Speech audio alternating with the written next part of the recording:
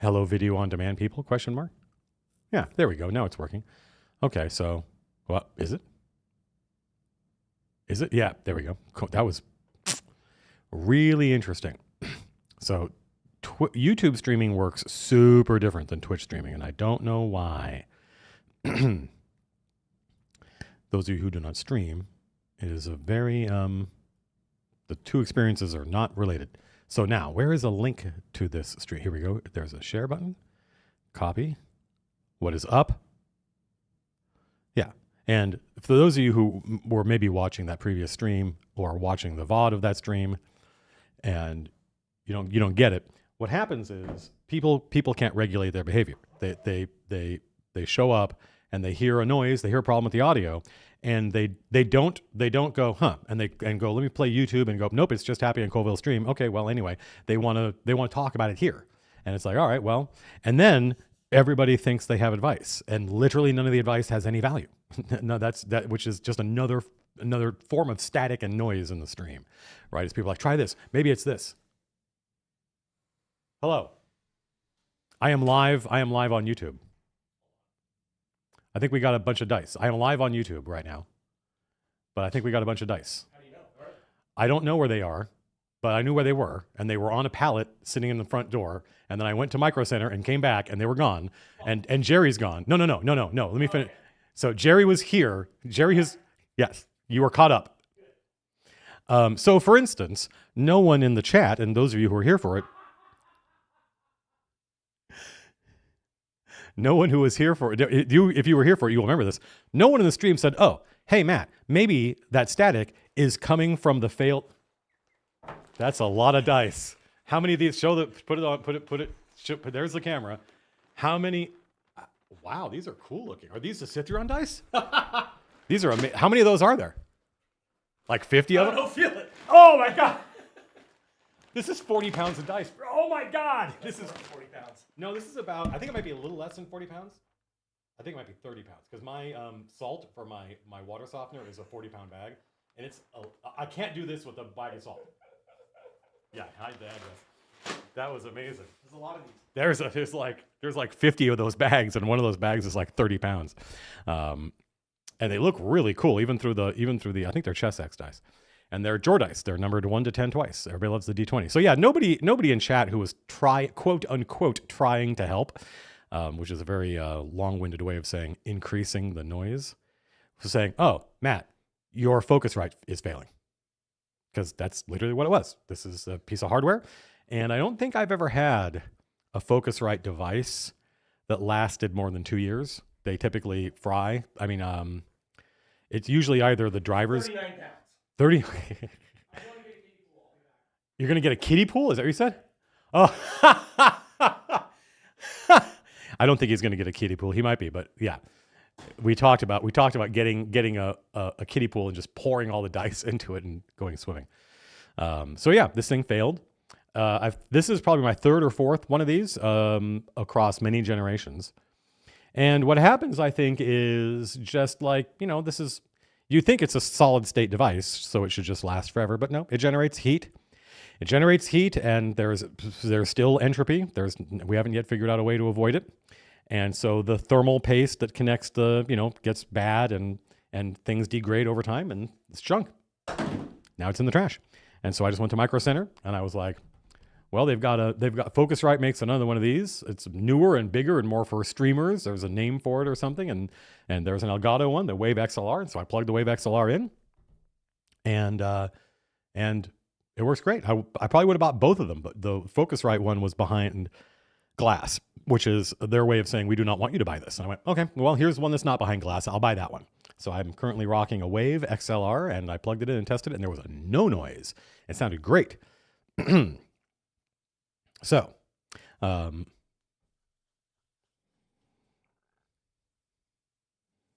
had a friend of mine, Nande, who's an audio professional, and she was like, just get one of these. And I got it was a Focusrite that was 12, 14 years ago. And I did, and it never really worked. There were always problems with the drivers, always fighting with Windows, always. And so I eventually switched to the Mix Pre, and then the Mix Pre is really extra. The Mix Pre is for being able to control multiple inputs.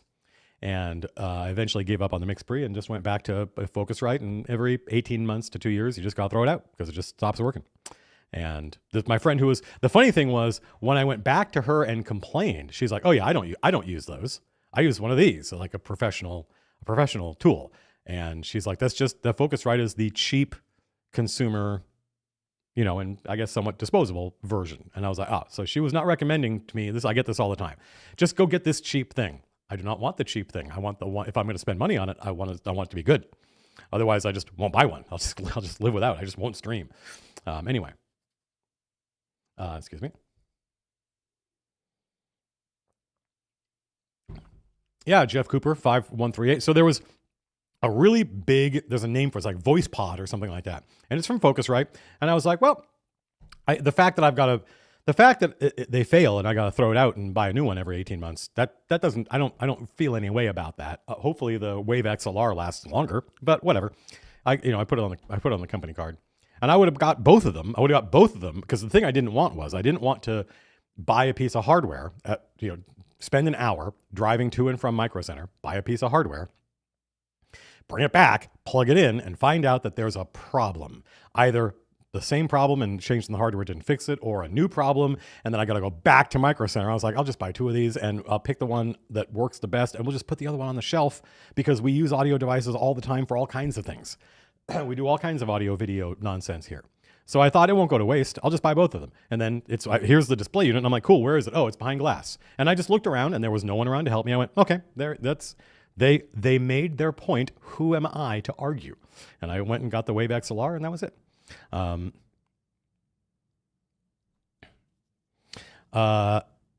can't tell if that's an L or an I, but let's imagine it's I.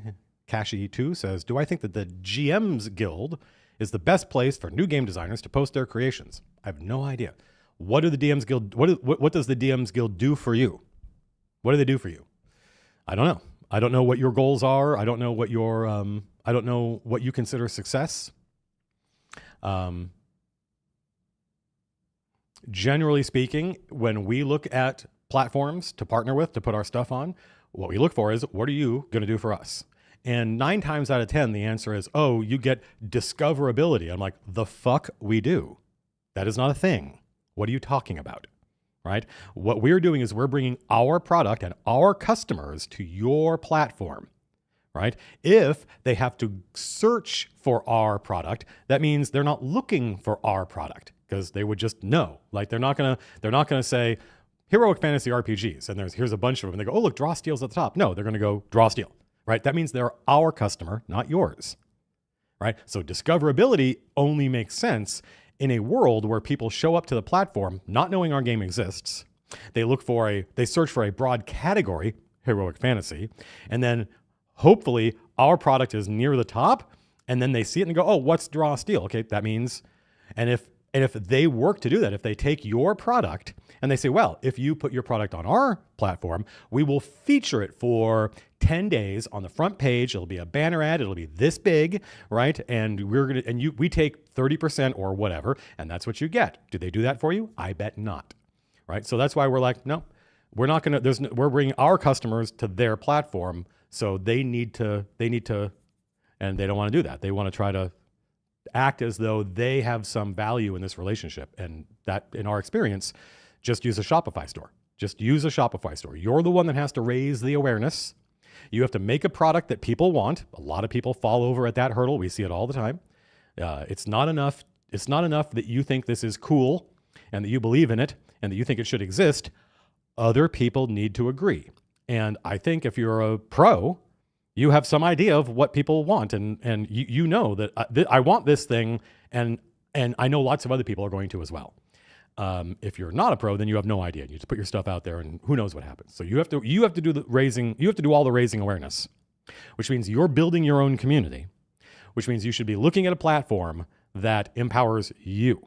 So that's why we use Shopify, because Shopify, it's like they make everything easy and simple, and we have our own store. So it doesn't say www.shopify.com. Nope, it's mcdmproductions.com. That's our store, or /store or whatever. And Shopify is all behind the, Shopify.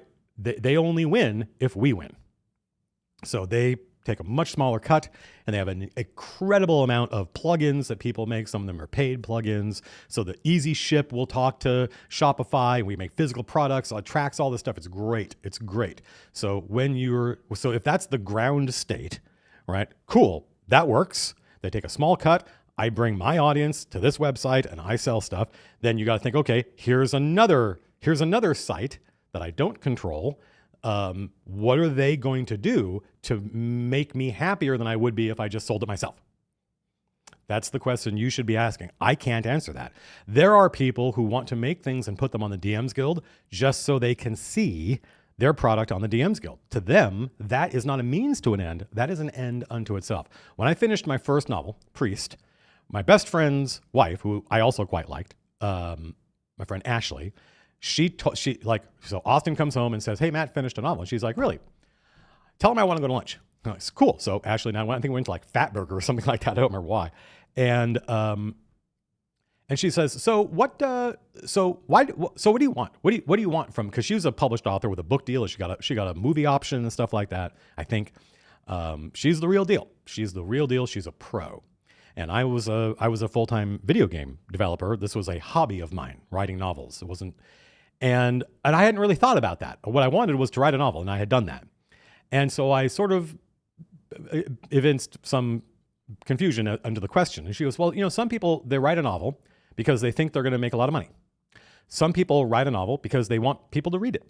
Some people write a novel because they want to see their novel on the bookshelf next to the books that inspired them." I'm like, oh, and there are other, some people want to write novels because they like doing like book tours and doing Q&As and stuff like that. They want people to know them. And I was like, oh, and that thing about, there are some people who the reason they write a novel is because they want to see their book on the shelves next to their favorite authors. I want my product that I made to be on this website, because to them, that website is prestigious. It's a sign that they've made it. I'm like, to me, that's bonkers, because that website, it's just a corporation that's trying to somehow turn a profit by aggregating all this stuff, and you make very, very tiny sums of money, and they don't do anything for you. So for the things I want out of the relationship, no thanks. But I know people that I know otherwise intelligent people that go work at game companies that where they have no power to affect any change, and they're just clocking time waiting to get laid off. And that doesn't stop them. They're still excited because now they get to work at this company that made the game that they loved growing up. And I'm like, but they just bought the company that made that game, and then they got bought again. So what does that have to do? So it's all about what you consider success. It's all about what you consider success. And I don't know what that is. I can't answer that for you. So I think I got what I needed from, there we go.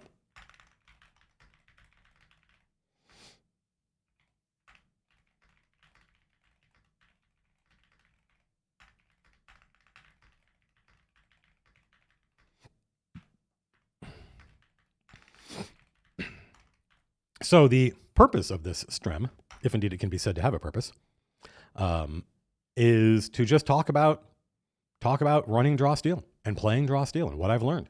And this is sort of a precursor to probably a scripted video. Oh, no worries.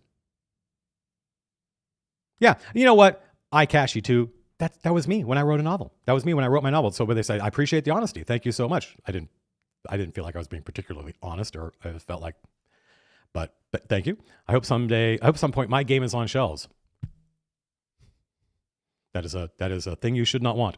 But again, I say that because of what I know about our business, about game store shelves, about game stores, about that ecology, and just my goals. So like putting your, there's a perfectly legitimate thing to be like, I want to go to my local game store and see my game on the shelves. That is a very different thing than I want to be able to make a living doing this, right? In fact, I would say that's one of the ways you make sure you never make a living doing it, right? But who cares? You probably already have a job. That's the thing I think most people don't know, is the number of companies, RPG companies, that have like more than one full-time employee, or let's say more than like two is there might be three of them.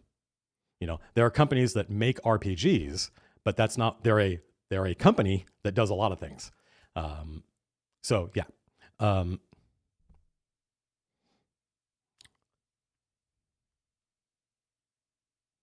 All Mice Die says my Goofy Mouse Kickstarter. Is that a Kickstarter about Goofy Mice, or is it a Goofy Kickstarter about mice funded? I think that's success. I mean, that sounds. I mean, if your crowdfunder funds, I mean, are people conscious of how, like, what a fucking insanely utopian era that we live in right now, with the number of people who can generate revenue and get their product to market using crowdfunding. I mean, when I was coming up in the hobby, none of this stuff exists. None of this stuff existed. There was no way for anybody to do any of this stuff. I got a Wave XLR. I got a Wave XLR. I plugged it in. It instantly worked. I didn't have to download any drivers, and there was zero noise. None whatsoever. So that's where the Focusrite is. I've told you for that a long time ago. Yep. But now this will be my daily driver until it fails. Precisely. Yeah. And you brought all the dice in. Yeah. Oh, you could have waited for me. I would have helped. But They weren't that heavy. They really weren't. well, it was heavy enough. Like Jeff brought one in, and I was like, Usually the bags aren't really that heavy. okay, they're 40 pounds. Are they? Yeah, 39 pounds. Yeah. It almost hurt my back when Jeff threw one at me. The fuck were we talking about? What? I was still replying to I Claudius, I Karitsu, I Karimba, I Kashi 2. Yeah, your game on shelves. Yeah, and I was talking about what. Crowdfunding. Like the amount of, we saw that Neon Odyssey crowdfunder is going to do crazy gangbusters because they built a huge community. The not night manager. What's the there's a fucking dope ass looking, really fucking cool early 90s, late 80s Japanese anime kind of Bubblegum Crisis, Akira draw steel crowdfunder. I couldn't believe it. And these guys are pros. They've already done several other crowdfunders that have done a couple $100,000, and I think this one's going to be their biggest one. And their production value is insane. In fact, let's watch it. Why not? It's Night Shift Devil Division. It's an entirely new role-playing game. It's an anime RPG, and it uses the draw steel engine. It uses power rolls and all that stuff, and I think they're making all their own classes and ancestries and shit. And they've got a dope-ass trailerino. Let me go into Internet with avec la camera. And I click on this and I say, repopulate this list. Yeah. So check this out. This is so cool. God, this is so awesome. This stuff to me, like, this is frankly more success than I ever honestly imagined draw steel would have. I could model this kind of success in my head. I was aware that this was possible, but I would not have bet that this was going to happen. So check this out.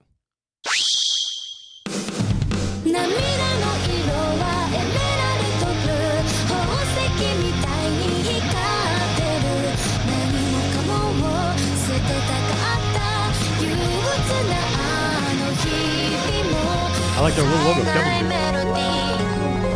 Why is that Hârn?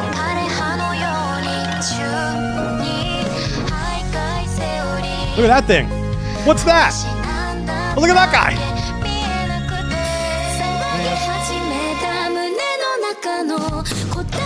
They got their own music and shit.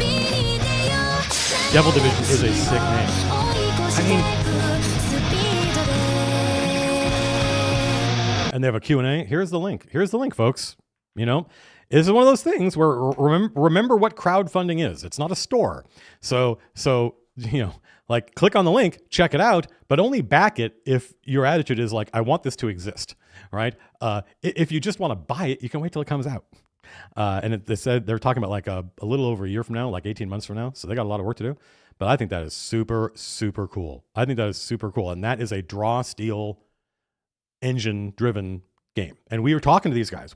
Jeff got on the phone with them and said, hey. And so I'll probably, next time I make a video, as long as our crowdfunder's still alive, and maybe even if it's not, I'll probably say, hey, check this thing out. So yeah. Now I've once again, So yeah, that's we all measure success differently. Like the fact that these folks, guys, I started in 1985, right? And I started seriously thinking about being a developer 1989, 1990, 1991. I was going to conventions. I was trying to kind of quasi network. I got a full-time gig in 1997, so I'm 27 at that point. None of this was possible. No, these guys could have had this idea, but they would not. They would have had to go take out a loan. They would have had to mortgage their house and do it all themselves. And then they'd have to drive it. They'd have to drive, a bunch of books to Gen Con and get a tiny little booth, because of the way Gen Con works, a tiny little booth out in the middle of nowhere on the exhibitor hall, and just hump it, just flog their product. And they would have failed. They would have failed. They would have made a great product and no one would have ever found it. And it would have been agonizing. And the fact that we live here now, it seems like no one cares. It seems like no one appreciates that we now have an entirely new creator-driven ecology where the creators and the audience seem to win. Like, come on. that is extraordinary, and I really wish more people were talking about it. Stand by.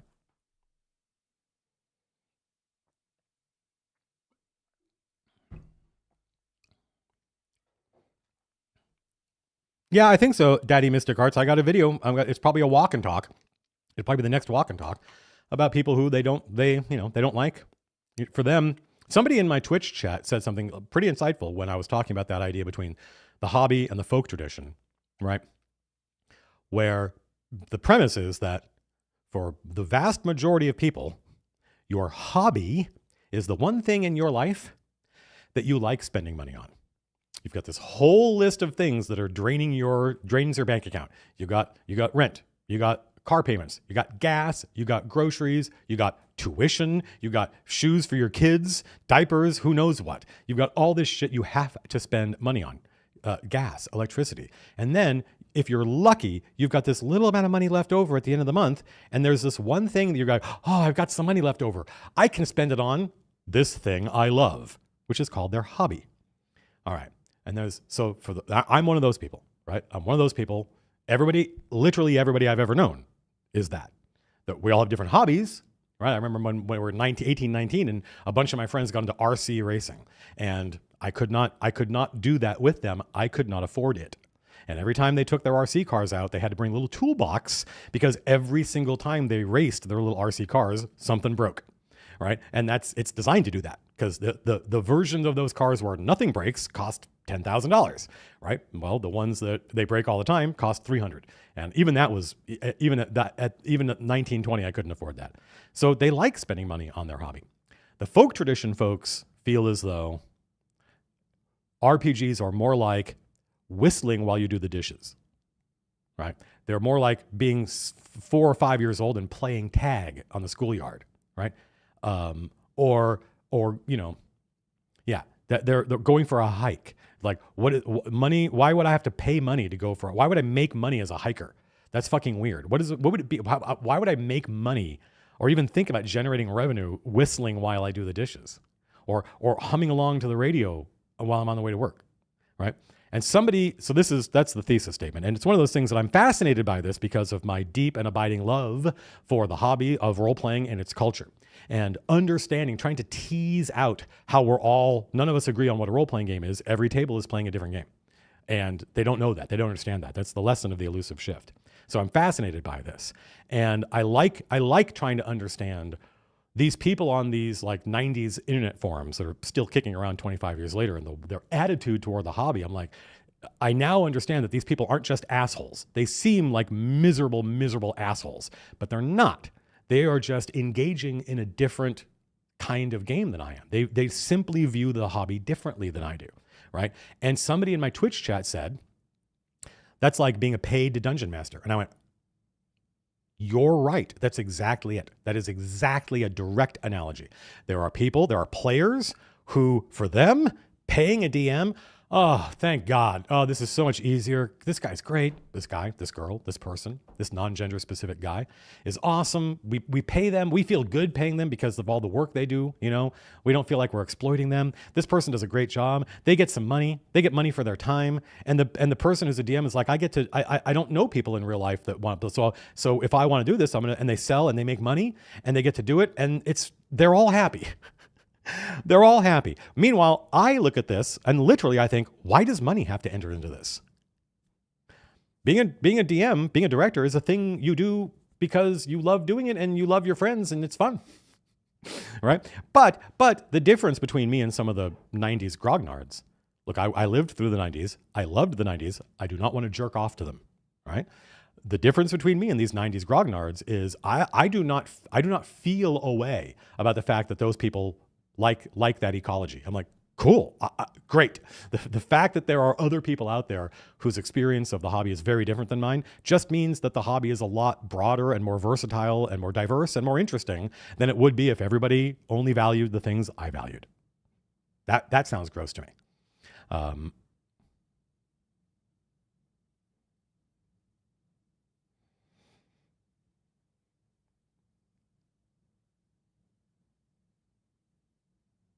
It's interesting. Jeff Cooper, 5138. That means there was 5,137 other Jeff Coopers out there saying, I really do look at GMing as a love language. I have felt the same way for a long time. But we're going to talk about my future as a director toward the end of this stream.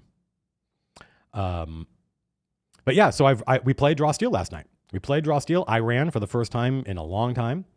We started a campaign a year ago. It was a year ago yesterday. So we have been playing this for a year, but we do not play every week. And I was like, I think we've only played like every other week technically because we take breaks because people are crunching, people are sick, all sorts of stuff happens.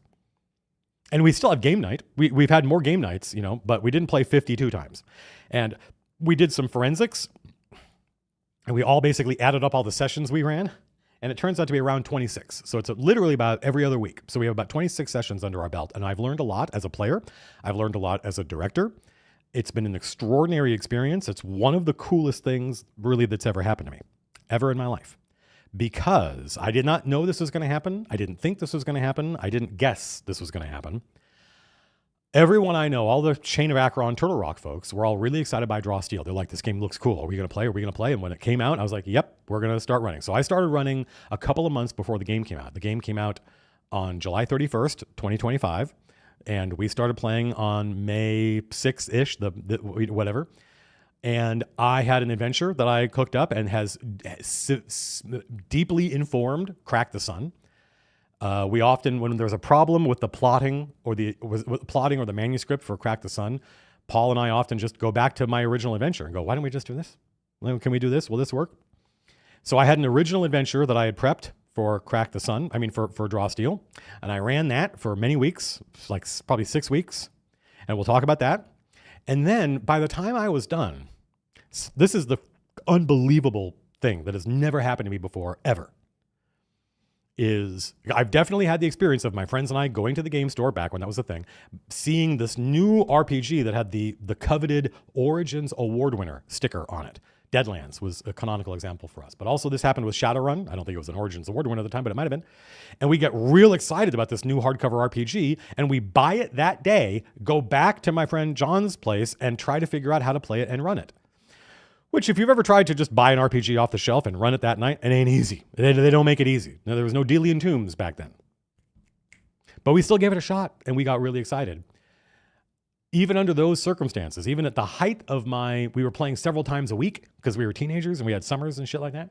I've never had this experience where Brock, my friend Brock, who's a senior programmer, kind of like the tech director over at Turtle Rock Studios, is like, I want to run. My friend Matt O'Driscoll is like, I want to run. Phil, my friend Phil, who ran Valengard, you can watch it on this channel somewhere. He ran Valengard. He wants to run. He has. Well, Lars is running for his friends. He won't run for us because it would be me relentlessly taking the piss out of him. But I've never had that experience before where like 5/6 of the players are like, I want to run. And then they did, and they had fun and they want to run again. Brock built a whole adventure. He built a whole real adventure, like 16 victories. It took 6 or 8 sessions. He kept saying like, I think I've only got like 1 or 2 weeks worth of content. And I was like, that's fine. Phil ran 1 session because he just wanted to get some experience behind the screen before he did something serious. And it's all in continuity. We were playing the same group of characters and we're just swapping out who the director was. And that was tricky because there isn't a published setting for this, right? That's no problem. Brock just went and got all the lore streams and stuff and just extracted all the information from them. And it worked. Brock's adventure, he could publish that and people would like it. And one of the reasons they would like it is because it really is set in Hârn. Like we met a team of renegade hawklords, right? And they have their own little, it's not an eyrie, it's a cave. They just live in a cave, right? And because they're trying to stay off the radar. They can't fly during the day because then the Ajax aligned hawklords would find out where they are. All sorts of crazy dope shit. And that made me feel away. I was like, I can't believe this. And Brock had fun running. Matt O'Driscoll ran for a couple sessions. And I told him he was like really intimidated by running. And I'm like, look, just go watch this video. And I sent him one of my own videos. And it takes a certain amount of hubris to send one of your friends your own video. But it was the prep can be literally easy and actually fun video. And I said, just go on Che and Peku, the Mad Cartographer. There's a couple of these. And just go find some maps that you think are cool. And that you can imagine how you could link them together. You get 3 maps, you go, oh, these are cool. And you're excited. You look at the map, you're like, look how cool that map is. It gives me ideas, and those ideas are exciting. And then you build the encounters that are those ideas, and then you run it. And he's like, I did it, and it was easy. It was easy and fun, and then he ran it, and he had fun. Couldn't believe it. And so last night was me getting back behind the screen after having them have. So I ran for like 6 weeks, and then nothing for, a year, basically. And now this is me getting back behind the screen. And we have 2 groups now because I said, look, we all want the experience of playing other characters, right? But also it's getting harder and harder to have like 3 DMs all running in the same location without a published setting. That was the hard part. And so it was always trying to make things make sense with a very low information. And I was like, let's just split up. And when this person runs, we play these characters. And when I run, we play these characters and build out your own version of Hârn as we go. And we're doing that and it's working. So this is going to be a little bit of a campaign diary, and then we'll talk about kind of everything I've learned. So for those of you who haven't heard anything about this, I'm trying to look at chat. Did I do the war dogs holding positions in the city? Yep, and we'll talk about that.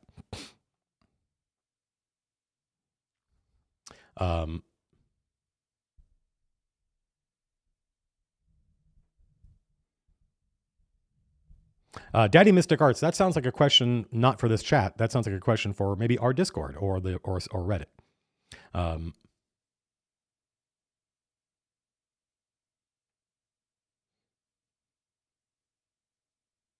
What's up, Australia? So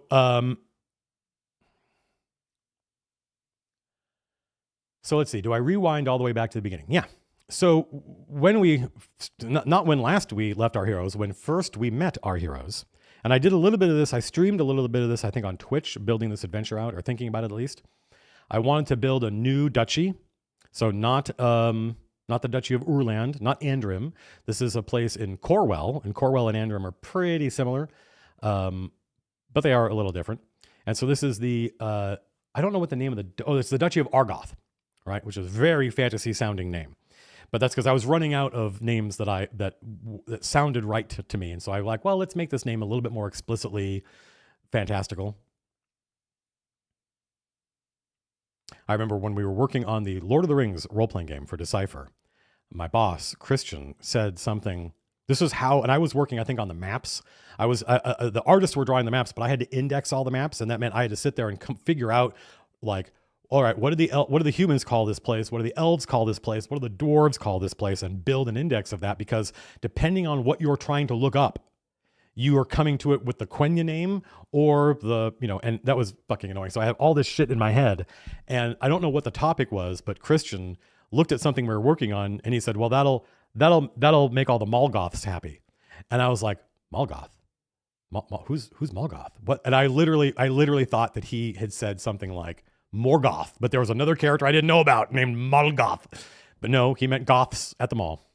So they're in the Duchy of Argoth, and they're in the Barony of Rask, right? And the way it works, typically, there are always exceptions, is that the Baron's family name is also the name of the barony, and it's also the name of the seat of the government, right? So it's House Rask, it's the Baron Rask, and the Barony of Rask, and the High City of Rask. And that doesn't confuse anybody. That doesn't confuse anybody in the local area. They know from context what you mean. And the heroes show up, and they don't know each other. They're first level. And this is my friend Phil playing Draugr, the Revenant Fury. My friend Lindsay playing Twix, the Woad Elf Elementalist. Lars playing a Knight of Tor. He's a tactician. Matt O'Driscoll playing Illingsworth How's That? Which is pronounced Illingsworth How's That?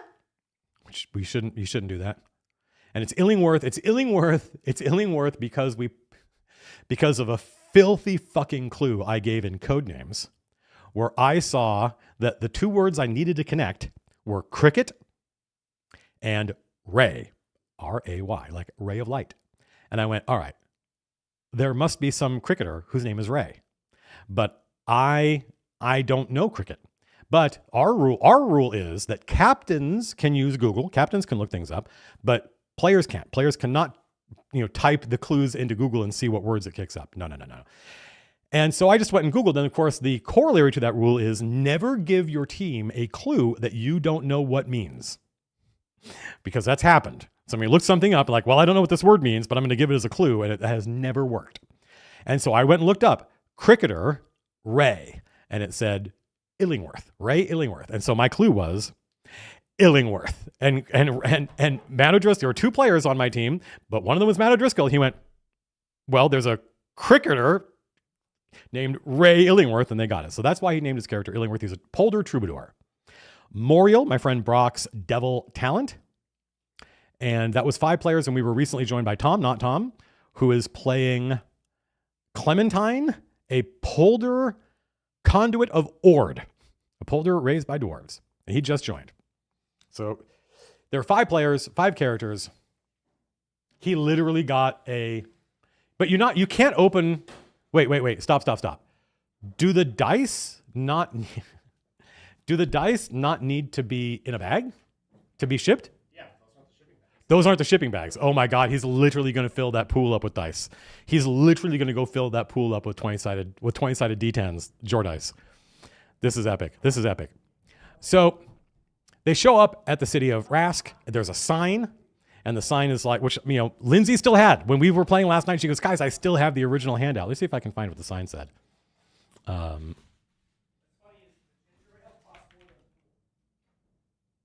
bleeding tree. Yep. I'm going to close the door so I don't...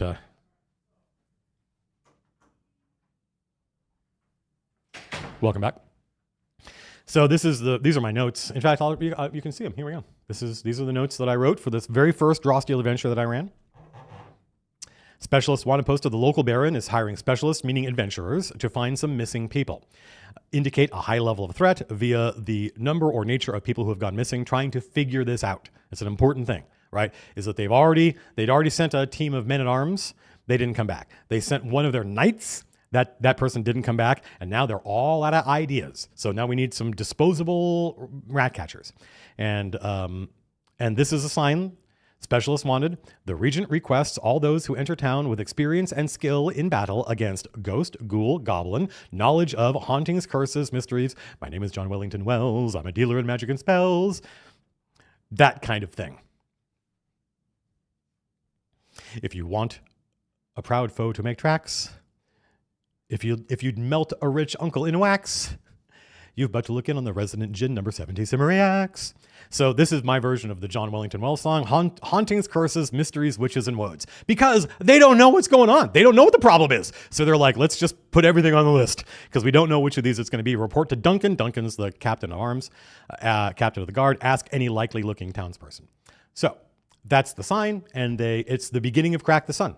It's the beginning of Crack the Sun. They go to the town of Brode, which is on the map of Urland now. And they have all sorts of, they find a overturned cart, and it's like off the road, and the grass off the road, and signs of a battle. And they figure out that the cart was overturned because the people on the cart, which this was, I think, a carter. The people on the cart were, so somebody going from Rask to Brode, just bringing goods. They get ambushed by somebody. The players don't know who exactly, but they're starting to piece it together. And they find one of the dusk arrows in the ground. And they're like, this is a supernatural arrow. And the wood is like this waxy wood-like substance. It's really strange. And they find a shadow, like literally a person's shadow being projected onto the side of the overturned cart. And it's the shadow of somebody who slumped against the cart when they died. And as they're watching, the shadow moves. And they intuit that that's because this person is still alive somewhere. Thank God that they figured that out. And that the arrows did this somehow. They haven't put it all together. Then on the way to Brode, so that's the first mystery. Then on the way to Brode, they get attacked by a shambling mound. But it's not a shambling mound that the Woad Elf knows. This is an alien shambling mound. Yeah, it's a shambling mound from Equinox, put here by the Shadow Elves as kind of a guard dog. And then they get to the town, and they find the town is abandoned. And this was very heavily inspired by the Andromeda strain. And it's just silent. The whole town is empty. And they split up, and they all start exploring the town. And they find these like pits, like cherry pits all over the place. And they're like, what are these? And some of them might have the human can detect that these are magic, and the devil is, I think, from the Seven Cities, and has the timescape skill. And so I ruled that he can sort of tell that this has got like timescape energy in it, so it's extra dimensional, but he doesn't know anything more than that. And they find a girl. They find a newt, like Newt from Aliens. They find a girl who's been living here the whole time. They find a screaming baby. The screaming baby is very much, and this is one of those things, I think I probably talked about this on a stream once or twice, that the players find a screaming baby, which I stole from the Andromeda strain. And they're like, how long has this town been abandoned? It's like, we think it's weeks. How long has this baby been here? And I'm like, I don't know. And the thing I did was I didn't say that's a bug, ignore it. I just kept my mouth shut. And then when they found the girl, they're like, oh, she's been feeding the baby. And I went, she's, of course, that's obvious. It's all ball bearings these days. So yeah, the girl's been feeding the baby. And the thing is, the girl is allergic to citrus fruit. So she can't eat the fruit. She can't eat the seed. And she tells the story of her parents coming back from the forest, just the local forest, not a woad, not a haunted elf forest, just the local forest that the villagers use as part of their livelihood, with these seeds, these cherries, these fruits picked from the tree. And the villagers eat the fruit, and if you eat the fruit, it turns you into a pod person from Invasion of the Body Snatchers. By which I mean, you look just like the person you were, but your mind is gone. Right? You no longer recognize friends. And all you care about is getting everybody else to eat the fruit. Right? And they're like trying to force the fruit into their children's mouths and stuff like that. And the children are screaming. And this girl is like, I can't, Mom, I can't eat this stuff. Blah, blah, blah, blah, blah. My throat closes up. I choke to death. And so she hides. And she watches the whole thing happen. And once all the villagers except her have eaten the fruit, there's like, it's probably some short delay, but once they've all done it, there's a moment where they all stop and they look toward the center of town as though they hear a bell. No bell is in evidence. And they all walk into the center of town. And once they're all gathered in the center of town, they all, as one, turn into the forest and then walk toward where that tree is supposed to be. So the heroes are like, okay, all right, kid, you're with us now. Let's go find your parents. And they go and they find into the forest, and they find the bleeding tree, which looks like a giant cherry tree.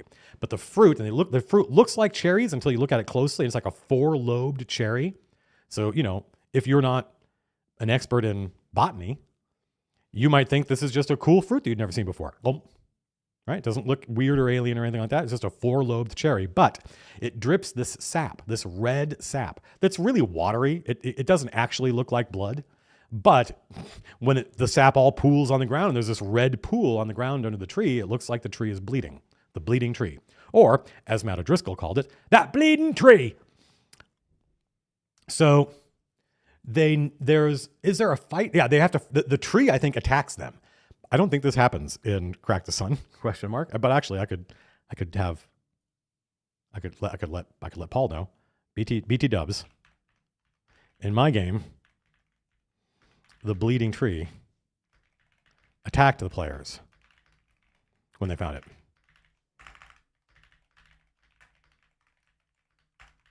Don't know if that helps us, but just in case. Never hurts to have other ideas. So they fight the tree, they beat it, and when it dies, when the tree is like a living, it's like a non-sentient, or I should say non-sapient ent. It's a living thing, but it can't talk or anything like that. It attacks the players.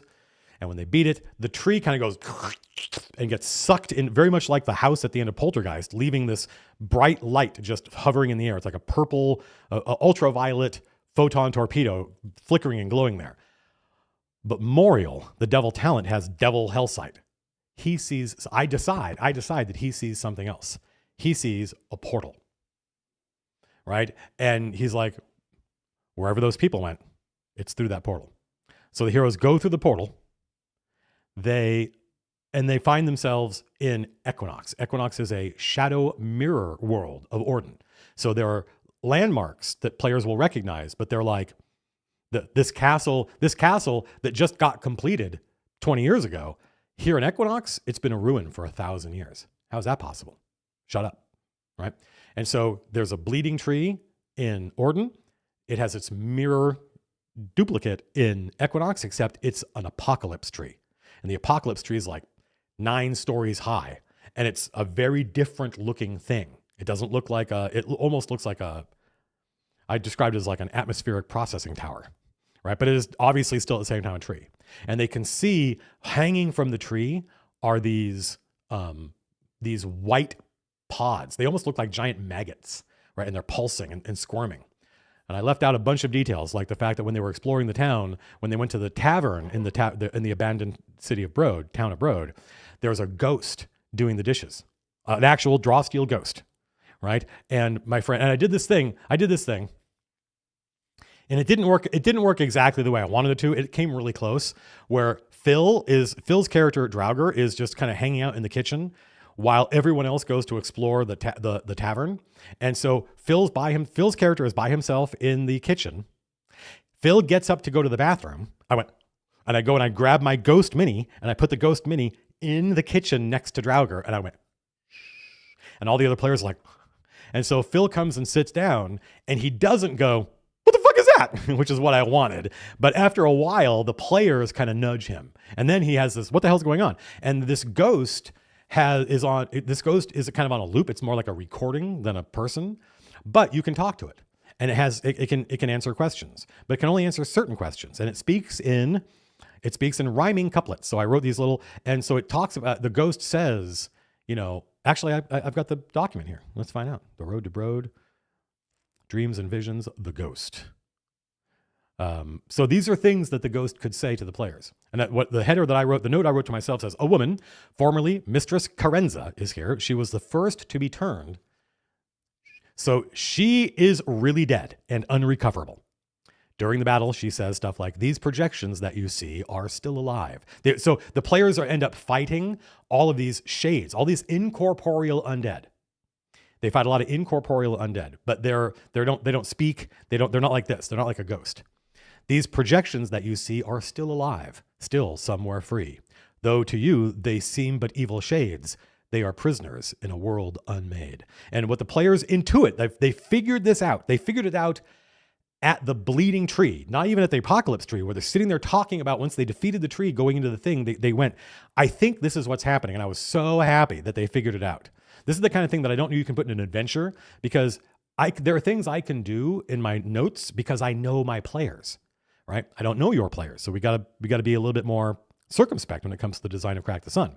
But I think all this stuff happens in Crack the Sun, by the way. I think you're basically hearing Act 1 of Crack the Sun, or I say the Chapter 1 of Act 1 of Crack the Sun, right? They figured out all of these incorporeal undead, they're the souls of the humans. And then that is true. That is correct. That's what this thing meant. These people are still alive. And then when they get back to the tree, they realize, when they see the apocalypse tree and they see these pods, and they're like, there are people in the pods. Those pods are the villagers. The reason they're struggling and trying to get free is because the players have sent their souls back into their bodies. So when the players were defeating the shades in Broad, they were restoring the souls of these dead people, or not dead people, the pod people. But now the clock is ticking and they got to go get those pod people out of the pods. If you ask her, who are you? In life, I worked and owned this inn, but I resisted. And for my sin, the twilight children lured us all away to a world with no night, a world with no day. Can you be freed, made whole? Alas, I am a mere spirit, a shade. I am no longer eager, no longer afraid. No body, no mind, no soul. The others, perhaps, can still be made whole. Like, I love this shit. And it worked. It worked. I was going, I was giving them incredibly boring, heavy-handed exposition bullshit that they would never otherwise be able to get this information. But because I wrapped it in this ghost who has a name and a background and she speaks in this flowery prose, the players didn't feel like I was just giving them a lore dump, right? It felt earned in a way that I was really proud of. Whether this happens in Crack the Sun, that is up to Paul. So as the players look at the apocalypse tree, and I wrote I wrote a cutscene for them. I wrote a cutscene. Stand by. Yes. So the bleeding tree. When the players dispatched all the incorporeal undead in the inn at Broad, when that was over and that made Broad safe to rest, so now you could take a respite, which was good because they had a lot of fights getting to Broad and they needed a respite. And that was one of the first lessons. That was one of the first lessons from Draw Steel. I was like, oh shit, the players can't just rest wherever they want. This is a different game. This isn't 5th edition D&D. They have to go back to Rivendell. Well, that is prohibitive. So what I decided this at Broad, because the players were like, this sucks, man. We're going to have to go back. And the players were saying things that freaked me out. They were like, okay, well, when we've done this, we'll go back to town. And I'm like, what the fuck? You can't go back to town. These people are going to die if you don't rescue them. And I was like, what are you guys doing? And then it was Lars. Who was like, Matt, we're out of recoveries, bro. We need a respite. And I went, you're right. I was so excited to run combat, I forgot about the rest of the game. And so I was like, oh, that's no problem. No problem. Dispatching these incorporeal undead makes Broad safe. Of course it fucking does. There's nothing else there. There's nothing for miles, right? There's no threats here. So they were able to rest there, no problem. And when that happened, I gave them a cinematic. Now, my players are used to this. I've never had a player... I think one player in my Turtle Rock game said, I remember him turning to the other players and goes, how do we know this? Right? And they were like, shh. And he went, okay. And that was it. That's the only time I've ever had any player. And I've run, for somewhere around 100 people over the course of the last 20 years at various video game companies and different teams I was on. I enjoyed being the guy at the video game company that was introducing all these people to tabletop role playing. So my players are used to this. They're used to the cutscene. And I love, and I think we're going to do this in Crack the Sun. Probably not this, right? But we're going to deploy cutscenes to just give the players information their characters don't have. It's dramatic irony, and it's a very powerful dramatic tool. We see 2 shadow elves, a male and a female. They're looking up at us as though we are seeing them from a giant's point of view, looking down. They're struggling. They shouldn't be struggling. The caterpillar does not struggle. It simply becomes. Mistress, what is happening? The regal-seeming female shakes her head. We were so close. Ah, well, still much to learn, it seems. I will speak to my sisters. Perhaps they are... She seems distracted. Cut to a similar view of the heroes. Almost from the tree's point of view, we see the heroes looking at the bleeding tree. And this is a cutscene they got. I'm sorry. This was a cutscene. I tell a lie. I did a better job than I remembered contextualizing this for the players. So one of the players, my friend Lindsay, is playing a woad elf. And she is a green elementalist, right? She is a wizard, a wizard of the green. She's a green mage. And she's a woad elf, so she has an inborn natural affinity with nature, right? And she's a green mage. So it's her job to know about nature and shit like that. She reaches out and she touches the bleeding tree, the tree that's in Orden, the tree that the villagers found. And she has this vision. She has a vision, and that's what this cutscene was. Way better than I remembered it. It wasn't, there was, yeah, anyway. So cut to a similar view of the heroes, almost from the tree's point of view. We see the heroes looking at the bleeding tree, and we hear the voices of the shadow elves. A woad warden. And that's Twix. That's how this person views this woad elf green mage. A woad warden. A woad warden. This explains much. The ritual takes too long. We gave the Sunlanders too much time. This is vital knowledge. Come, you and I will return to the Citadel. What of the Sunworlders? Should we not? No. What we have learned is too important. Besides, the trees can defend themselves, right? And then they go in and they see the apocalypse tree. Now they're in Equinox. They see the apocalypse tree. They see these glistening maggot-like pods. They're as big as a person, and they can see they glow from inside, and they can see the silhouette of a person struggling to get out. And one of them it finishes ripening, no more struggling. It detaches from the tree, falls to the ground, and breaks open. Well, there are shadow elves here. There's a combat. The heroes fight the shadow elves. Now that they're done fighting the shadow elves, they go to this pod and they find one of the dusk arrows, one of these black waxy arrows that was used when they shot the guards, when they shot the knight. The arrows send you to Equinox. Right? And they're like, oh my God, each arrow is made of the withered, shrunken, desiccated body of a human. And it's the soul of that human that powers this magic. And you get hit with a dusk arrow in Hârn, and you go to Equinox. Excuse me. How are you folks doing? I've just talked for a long time. I see a lot of mods talking, or at least rather one mod, it looks like, talking. Excuse me.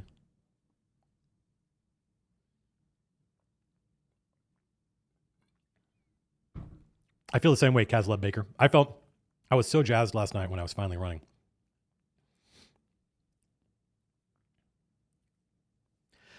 So the heroes save the villagers. They basically blow up the tree, right? They kill the apocalypse tree.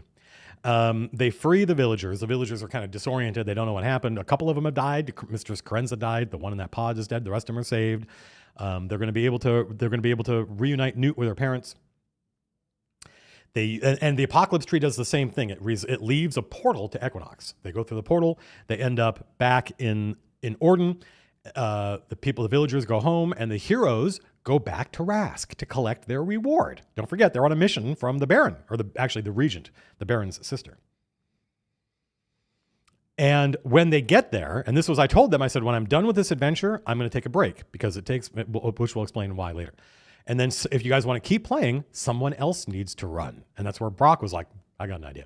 So they show up at Rask and they see, yes, they were level 1 heroes. They show up at Rask and they see that Rask is now under permanent, well, I don't know how permanent it is, under occupation by the War Dogs, which was a thing I stole from James, from a game that James was running for us. And I was like, oh man, James's intro was way cooler than mine. Like the first thing that happens is the War Dogs show up and take over the town and the heroes have to fight them. I was like, I should have done that. But anyway, it's not too late, so I'm going to steal that. So the heroes show up and Rask is under occupation now, so they don't want to go to Rask because they don't want to fight 90 War Dogs or 300 War Dogs or whatever. And that's where I stopped playing and we switched. And actually, Matt O'Driscoll took over first, not Brock. Matt O'Driscoll took over and he ran. And so now I got to play. So now I'm not a dungeon master anymore or a director anymore. And Matt O'Driscoll's, his character, this is super important. His character, the Polder Troubadour Illingworth Owzat, is going to stay in Rask and act as a kind of agent provocateur, as a spy. He's going to learn as much as he can about what's going on because his player, his user, is now behind the screen. By the way, we have now played 26 sessions of Draw Steel. We have never had a director roll behind the screen. And I now understand what I didn't understand when I was running D&D, which is that the only reason you roll behind the screen is because of how junky D&D's design is. The 35% mischance is not fun and it's not dramatic. The only thing it is random. People think, I did a whole video on this about why do we use dice. People think that the dice represent fate or karma. Let's leave it to the dice. But literally the only thing the dice are is random. And so the rolling behind the screen is because it's not fun. It's not fun. It's not fun. It's not dramatic when none of the players can roll above a 7 all night. This sucks. I better start fudging my die rolls. Yeah. If this is just supposed to be a normal everyday encounter and the players are all going to die because I can't roll under a 17, then I'm going to start fudging, you know?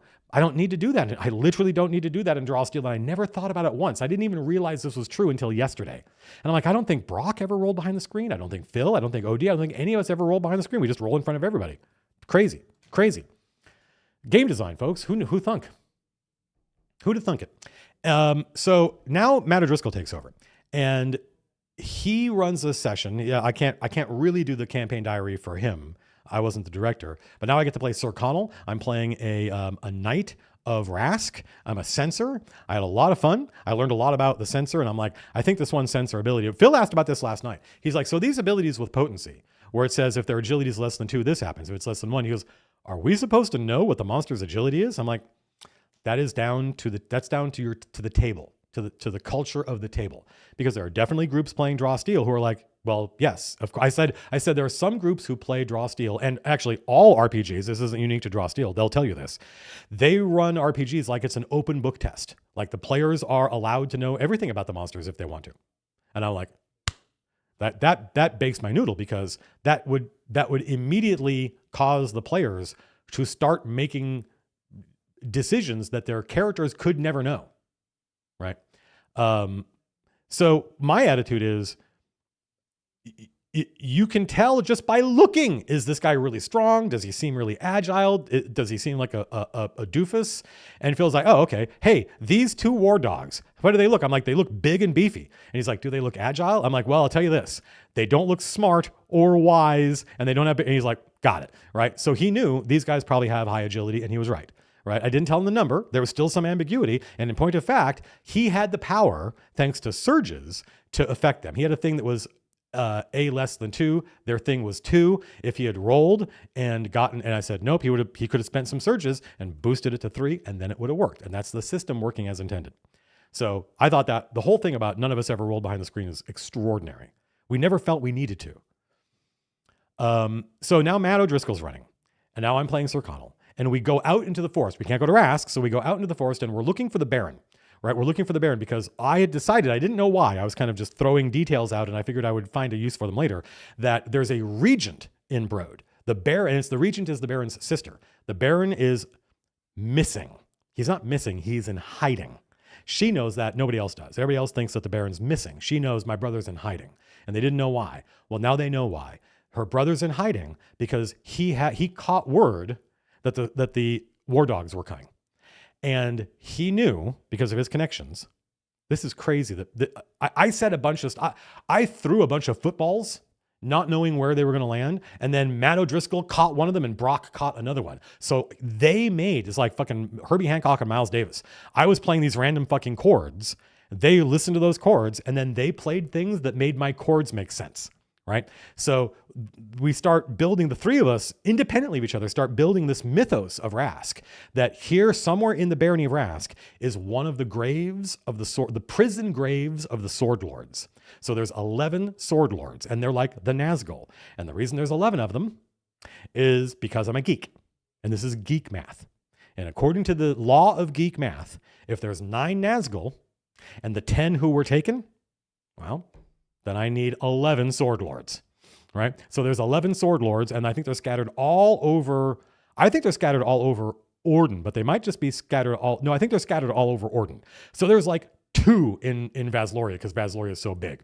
One of them is here, and they are never dead. They're never dead. I mean, they can be killed permanently, but only if you're like a celestial or something like that. Humans, mortals, the best they can do is destroy the body, and then the incorporeal spirit might take a couple of generations to find a host or to reconstitute itself. So the body and spirit of one of these sword lords is imprisoned in some structure, the prison grave of the sword lords. And we go to a dwarf camp, and Matt O'Driscoll gets to play his quest giver, who is his PC dwarf from Phil's D&D game Valengard. He was playing Yeastnor, the dwarven brewmaster. So all of a sudden, there's a D&D dwarf in Draw Steel. And he's very northern. Bloody hell. He's not Geordie, he's the other one. Maybe he's a Geordie, I don't know. I love all those accents, but I can't make fine distinctions. But like Rob Halford and Alan Moore both sound like they're from the same neighborhood. But if I were British, I would be like, nope, they're from two different places, and I can tell which is which. So he's playing Yeastnor, and Yeastnor is a friend of the Baron. And he's like, yeah, actually, but there's a problem. And so Matt O'Driscoll invented the idea that the Baron has been turned into a werewolf. Because the Baron went to where he thinks this. So the Baron is like, I know what the war dogs are looking for, and I'm pretty sure I know where it is. But no one else in Rask knows what I know. This is hereditary knowledge.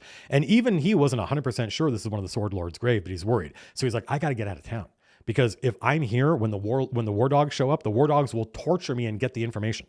So he is trying to figure out, can I do something? So he goes to talk to his friend Yeastnor. He's like, can I hide out here in your mining camp? And Yeastnor is like, yeah. And he's like, I just want to go check out this structure. This barrow is what they call it, but it doesn't look like a barrow. It doesn't look like an earth mound. It looks like a Star Wars bunker. It looks like this round brutalist squat concrete mushroom, right? With like lines around it and a door. And it's the top, it's like a plug. It's the top of this much larger structure beneath that holds the Sword Lord in his prison grave. And the Baron, with some of Yeastnor's dwarves, this stream's going to be 4 hours long if I have to do the whole thing, goes to investigate the barrow and gets cursed and is turned into a werewolf. And we have to fight him and his insane dwarf buddies. So we fight this dope-ass werewolf, and unfortunately for Matt O'Driscoll, he thought it would be fun to build a solo encounter, and he did not know what a sensor is or what a sensor does, because basically every time the werewolf tried to do anything, my character kicked the werewolf in the nuts and headbutted him. And so the werewolf just sat there going, and Matt's like, this sucks. And I'm like, hey, bro, this is what sensors do. The sensor picks a bad guy and goes, no. And then every round, the sensor goes, And we had a tactician and a sensor, so it was marked and judged, which is a really powerful combo. Well, meanwhile, our friend Brock, Count Brockula, Brock Ness Monster, is watching this, and he's like, I think I could challenge Colville with a solo. I think you just got to use the terrain. You got to know you got to know what a sensor can do. So an idea starts percolating. In the meantime, we use non-lethal damage. We defeat the werewolf Baron, return him to his normal state. His dwarven buddies, lended to him by Yeastnor, snap out of their insanity. Matt O'Driscoll fucking loved running MCDM dwarves. He's like, these guys are fucking cool. They are fun to run because they're psionic. They have all these crazy telepath abilities. And I had this really interesting experience that I had never expected to happen. I did not design Draw Steel to be like this. It is a happy side effect. I've been playing fantasy RPGs since 1985. And I've fought lots of dwarves. I've played dwarves. Dwarves are not new or particularly interesting to me. But fighting Draw Steel dwarves was thrilling. I was like, these guys, I don't know what they can do. I don't know. It's not like, of course I know what dwarves can do. They're dwarves. They're either Warhammer dwarves and they've got rifles, or they're World of Warcraft dwarves. You know, there's only a couple flavors of dwarves out there, and you just know what they can do. And it's kind of, it's fine. That's cool. Right now, if I'm a director and I'm running for a bunch of brand new players who have never played any RPG, then I'm definitely going to deploy kobolds and I'm going to deploy all the normal stuff because they've never fought a goblin before. It's all new to them. It ain't new to me, kids. So to me, playing against MCDM dwarves felt like I was 15 again, and I don't know what any of these guys can do. It's all new to me. And I'm like, man, we just wanted to have our own dwarves. I didn't know that this was going to be how it was really cool. It was really cool, and I loved it. So we go back to the mining camp, and Brock takes over, and Brock runs. And Brock runs an extraordinary adventure. He put a lot of work and thought into it. It was a real adventure. And it was set in Orden. It was set in Vasloria. And it starts with my character touching the door that leads to the next level. And I have this vision. And I have a vision. And in the vision, I wake up. And based on the proportions of where I am and the people I'm talking to, I'm like 9 feet tall or something. And come to find out, I am having a flashback to a Hârn. I'm dreaming that I'm a Hârn. And I live in the mountains above the clouds. And there's like an airship. And the airship descends from the clouds and we can see all of the Duchy of Argoth spread out before us. And it's occupied by a giant army. And we're like, oh, like the war dogs? And Brock's like, no, not like the war dogs. First of all, this is much larger. This army is occupying the entire duchy, not just one city, certainly not just a barony. And they're all very regimented. There's thousands of these troops. And as the airship descends, you see, and you see their banners. You see their banners. It's the Kalian Empire. So this is 1,500 years ago, 3,000 years ago. The Kalian Empire was around for a long time. And this is a big part of Brock's adventure. And they are it's the Kalian Emperor against one of the Sword Lords. And he's got his own pet team of rat catchers. And my Hârn character is one of them. And so they're fighting this Sword Lord. And Brock does not know what the Sword Lords are. He just knows they're like the Nazgul. So he's like, it's this huge shadowy figure with this giant evil demonic sword. I'm like, A+. 10 out of 10. Would Sword Lord again.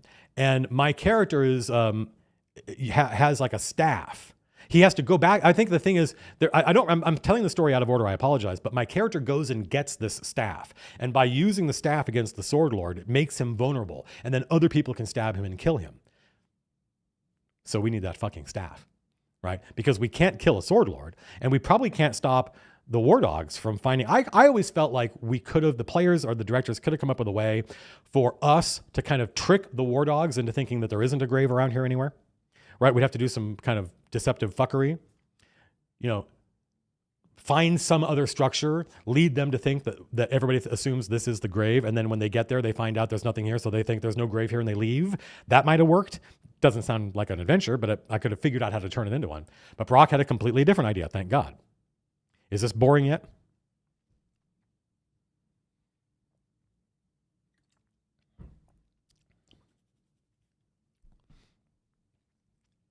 Yeah, exactly. Blue Sapphire says, I miss how weird and alien monsters were when I was a kid. Yeah. When you first start playing D&D, go look at a D&D. Look at the stats of a goblin. You know what a goblin's special abilities are? There's a lot of them. That's it. They just have hit points and armor class and they do damage and there's nothing. Just looking at their stat block, there's nothing that says I'm a goblin. Just fighting goblins is what was cool about goblins. Fighting goblins is what was cool about goblins. That was it. They didn't need to have special abilities in 1982. Well, we're all a little bit older and more sophisticated now, and people know what it's like to fight goblins, so you got to spice it up a little bit, I think.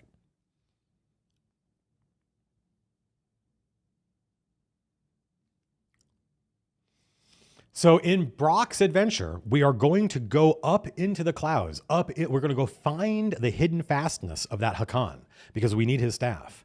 And we tell this to the Baron and to Ysnor. And the Baron and Ysnor kind of look at each other and they're like, you guys want to get up into the mountains? And we're like, yeah. And they're like, all right.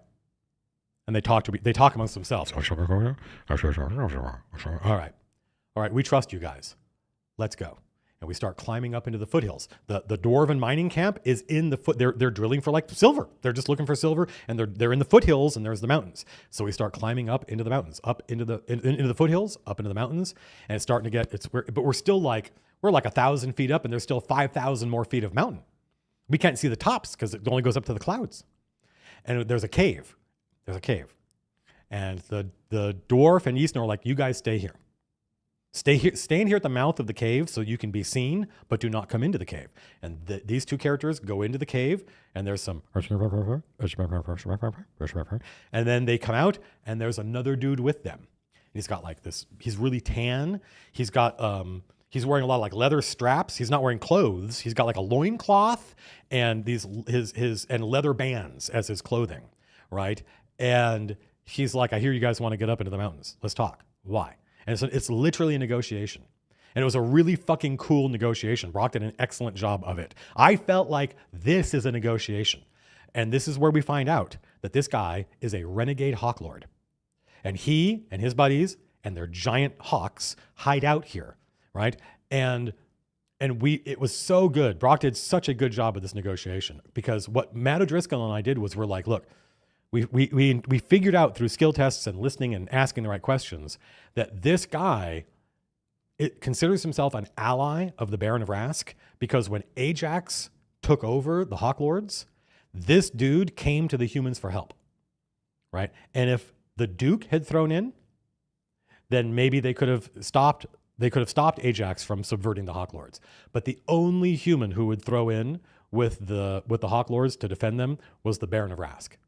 So this guy's like, we lost, but this is the only dude who helped us. So we said, listen, do you want everything to go this way? We did a good job making our arguments.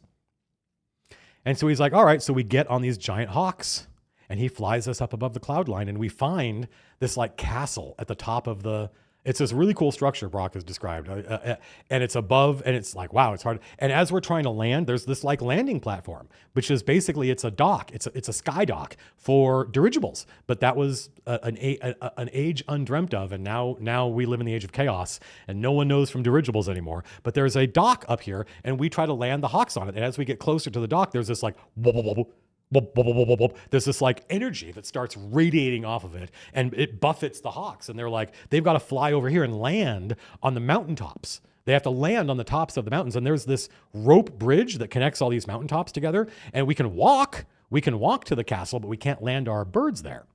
There's some psionic energy that stops us, that defends this structure from aerial assault. However, it doesn't work if you're on foot. Well, so now we have these little these little like 2x2 flat mountaintop bits connected with these very rickety rope bridges that are thousands of years old. And just crossing one of these rope bridges, you have to roll and there's all this shit's happening. Excuse me. Yeah. And of course, while we're making these skill tests to see if we can navigate across these rope bridges without plummeting to our deaths, asterisk, it wouldn't have been our deaths. It would have been, poof, oh, we take some damage and have to climb up. Right? Cool. But it seemed like it would have been our deaths, and so I was happy that there was a backup. Oh, Wyvern attacks. And that was Brock saying, I could definitely deploy a solo and challenge all the heroes, even though Matt is a censor. The problem was when the Wyvern attack, I went, uh-oh, and I went, and I used my turn. I used like 2 turns to just run across the rope bridges, making skill tests. Things are failing and flying, but I rolled well enough that I didn't fall down. And now I'm standing on safe ground. And then the players are getting attacked by the Wyvern, but they would attack the Wyvern, get attacked by the Wyvern, and then move closer to me on purpose. And once they were close enough, now I can judge the Wyvern, and that solved the encounter. And Brock was like, that was pretty good. I did better than Matt O'Driscoll did, but if I ran that again, I think I could challenge you even more. And I'm like, love it. We're learning. We're all learning how to play. And then I'm not going to go through the whole thing, but there's basically this is the stronghold of an ancient adventuring company called Griffin's Watch. And they had giant griffins, I think, that they flew, although that might have been a thing we made up. I think we made up the idea that there were griffin areas up here. Maybe there used to be. And the whole adventure was so fucking cool. I had so much fun playing. Brock put so much thought into it. And it was a big it was a site-based adventure. We're exploring and we're learning about what happened to these folks.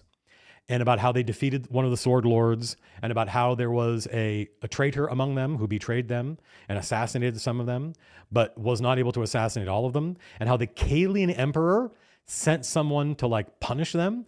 And that person is still here because the Griffin's Watch has their adventure. They're a high-level adventuring company. They had all kinds of defenses. And one of the defenses was tripped by this agent of the emperor and was put into stasis. So this dude's just kind of sitting there. And he's been sitting there for at least 1,500 years, if not longer.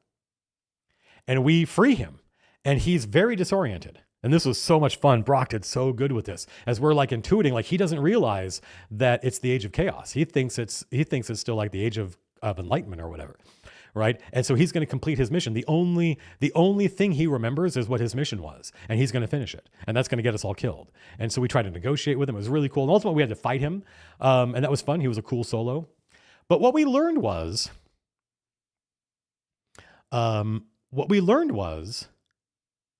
one of Griffin's Watch. Well, thank you, Gabriel Perez, 498. I'm glad you had a good time. I'm glad anything I have made had any value to anybody, frankly. One of the members of Griffin's Watch was a woad elf. And woad elves can live for like 3,000 years or some shit. So she might still be alive somewhere. She might know all the secrets. So we learned a lot about this place. We pieced together the story of what happened to these guys. But that woad elf, there's like artifacts that will help us against the sword lords. And she was afraid of it falling into the wrong hands. And so that's why the emperor sent his envoy to go get that item. And we want that thing. So it would be really nice if we could go, and where she's in the Draugr woad, and the Draugr woad is on the map of Argoth. So it was Brock's adventure, and it was super fucking cool. And then Matt O'Driscoll ran again, Phil ran again, and we invented the idea that like Phil, I think it was, wanted to run a session that happened during us going into the forest to go talk to the dwarves. So we're on the way from point A to point B, and our new party, our new heroes are literally going in the opposite direction, and we can hear a battle happening that was really cool, the kind of timey-wimey stuff.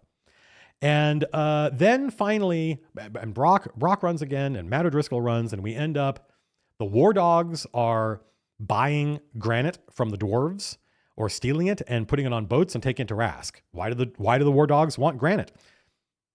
You know, one of the other directors invented that, not having any idea what the answer was. It was up to me to come up with an answer. I could do better. There we go. I got to practice. Now that Kumail has shown us the way, I'm practicing my winking so that only the person you're winking at can see that you're winking. I feel like me and many thousands of other people are doing the same thing. So we're almost caught up, by the way, folks. So there's a boat on a river. They're loading it's run by war dogs, and it's they're loading this granite onto the boat, and we fight the war dogs, take over the boat, and our plan is we're going to sail the boat upriver. We're going to go to Rask. We're second level now. We level up. We're going to go liberate Rask from the war dogs, and we're going to pose as just mercenaries that are bringing, the war dogs want granite. Here's some granite. Right? They're not going to think that we're anti-Ajax. They're just going to think that we're more people bringing this resource they want, and they will pay for it. Cool. This is where I come in. Stand by.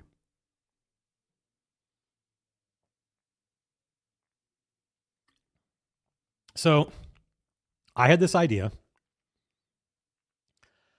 that the liberation of Rask should be epic. There's lots of war dog barracks, and they're each doing something different in the city, and you have to beat all of them.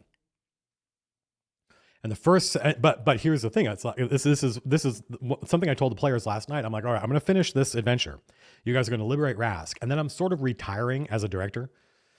I think I will probably keep running Draw Steel Adventures, but it's going to be the stuff that we're making. It'll be the Condemned. It'll be the Crack the Sun, Dark Heart of the Woods, stuff like that. Because when I met these people, these are all my friends from Turtle Rock. When I met these people, I was a full-time narrative director at Turtle Rock Studios. Was the lead writer. We had not yet invented the self-aggrandizing title of narrative blah, blah. I was the lead writer at Turtle Rock Studios. It was a pretty cushy gig. I would write some dialogue during the day, and I didn't have anything else going on in my life. So I would spend 20 hours a week on my D&D game. That was not unusual, and I enjoyed it. Even though I had an audience of like 7 people, right? I was doing a lot of work for these 7 people. And when I say 20 hours a week doing prep, I don't mean 20 hours a week building encounters and building adventures. No, I mean 20 hours a week, of which maybe 2 hours was adventure design, and the other 18 hours is making props and doing maps and going, all right, I love these maps from Columbia Games RPG Hârn, right? So I would take this map and I'm like, but I need to replace all the names. So I go online and I try to find, what the font, and I try to figure out, oh, it's this font. Cool. I go download that font. I bring it into Photoshop. I start painstakingly erasing the text on the map in Photoshop and using a clone tool to patch it, and then typing my names in so it looks exactly right? That's where I spend my time. I spend my time on props. And on authenticity and doing research. I'll sit there and do a bunch of research on names and shit like that because I want to feel real, right? Actual adventure prep, I don't know how much time I would spend on. But I don't have that kind of time now. I lead a very different life now. I have an audience of many tens of thousands of people. Spending 20 hours a week just making content for 6 people it's bad bang for buck. And I'm not motivated to do it. I love owning and running MCDM. I love Draw Steel. We made the game I've always wanted. So I want to make more of that game. I want to work with Paul on Crack the Sun. I want to do all this shit, right? I want to create the products that let you run for your friends. Me running for my friends is, like I said, it's sort of a waste of my of my career, essentially. So I didn't have, my idea was there's six barracks in Rask there. And the first one is non-negotiable. That's the docks. The boat that we've stole and taken over with all these blocks of granite on it pulls up onto the docks. And Brock was like, there's a dwarven harbor master. When Brock was running, he's like, there's a dwarven harbor master who is not sympathetic to the war dogs, and she will help you guys out when you get there. Right? So that's all they knew. All they knew was we're going to liberate Rask. We're second level now. We've got this boat. We can go upriver. We can dock at the Rask docks. There's a harbor master there who's sympathetic to us, and she will get us into a bolt hole, right? So we'll be able to hide out and start planning. So I thought, okay, now it's my turn. Now it's time for me to take over. So I'm planning all the different POIs, and one of them is the battle at the docks. And so the players show up. This is last night, folks. Ready? Castle Baker, I feel the same way. I feel like it's a bit of a miracle. I pinch myself almost every night. Like, I can't believe I got to do this. And like basically every dream I've ever had has come true.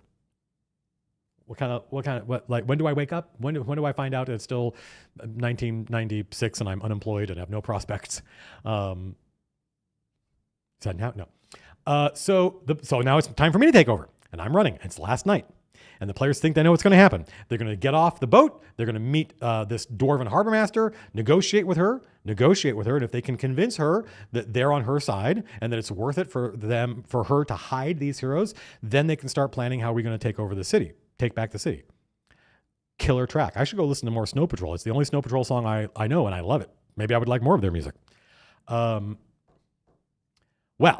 I begin the thing by saying, okay, there's a bunch of war dogs here at the docks. The war dogs basically run the docks, and there's war dogs doing all the job of dock workers. There's war dogs they're mooring and unmooring the boats. They're loading and unloading stuff. They're doing, but you can see there's the dwarven harbor master arguing with two of the war dogs. And so I bring up a map. I'll show you the map.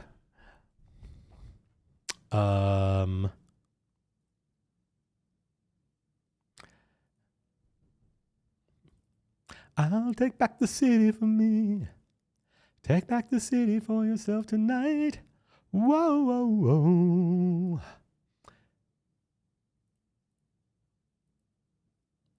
Boom. Ba-boom, ba-boom, boom, boom, ba-boom, boom. Here we go. This is the map I found. This is a chain Peiku map, and it's exactly what I wanted. It's a little like, this is more like the docks at Capital.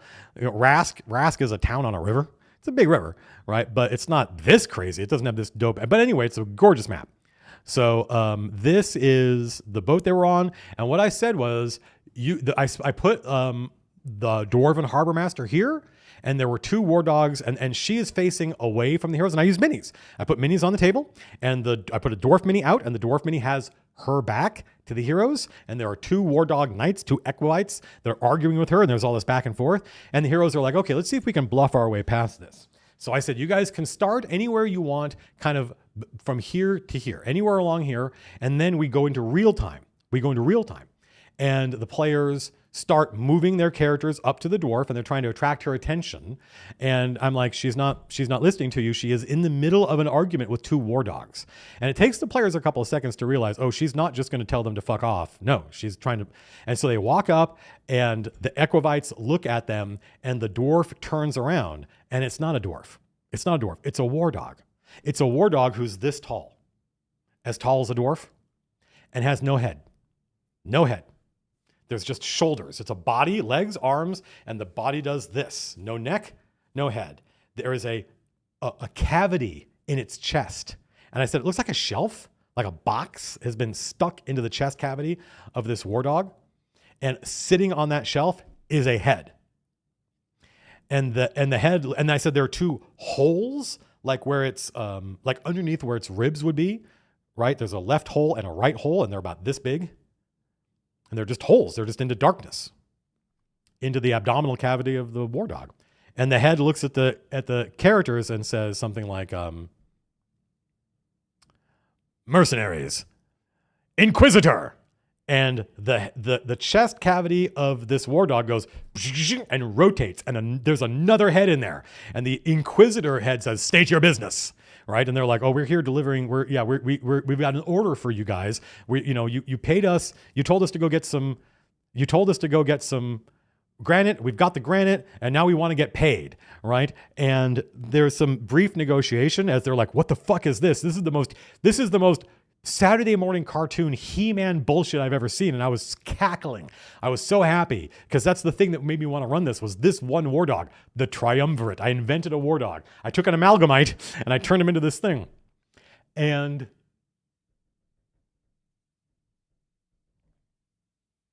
the amalgamite is I should say the Triumvirate, the Inquisitor face says Equilites. And one of the knights that he had been arguing with says, give me your papers, looks at the papers and says, their papers are in order, Triumvirate, right? And the Triumvirate says something like, speak the oath and you may pass.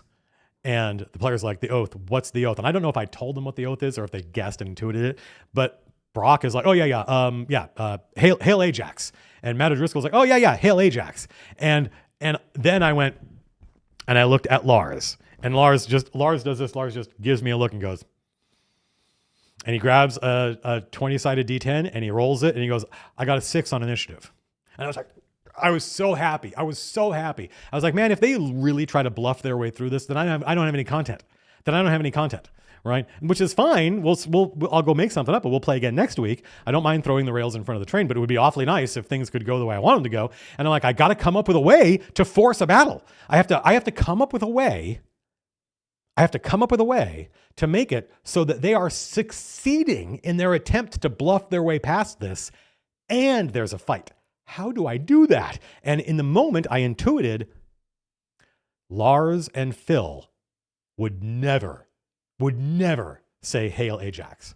So all I got to do is say, good job. You guys have they made bluff rolls. They made checks, right? And they were doing great. But I'm like, okay, well, you've unlocked the ability to get past this guy. All you have to do is say hail Ajax. And and I could have just turned to Phil and he would have done exactly the same fucking thing, right? So I'm like, I was so happy. I was literally punching the air and making karate chop noises and sounds.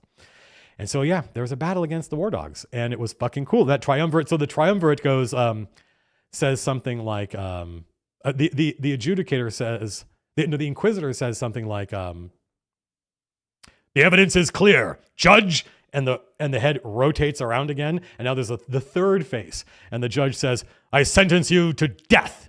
Right. And it says executioner. And then the head rotates around. And this is the first head that they met the first time.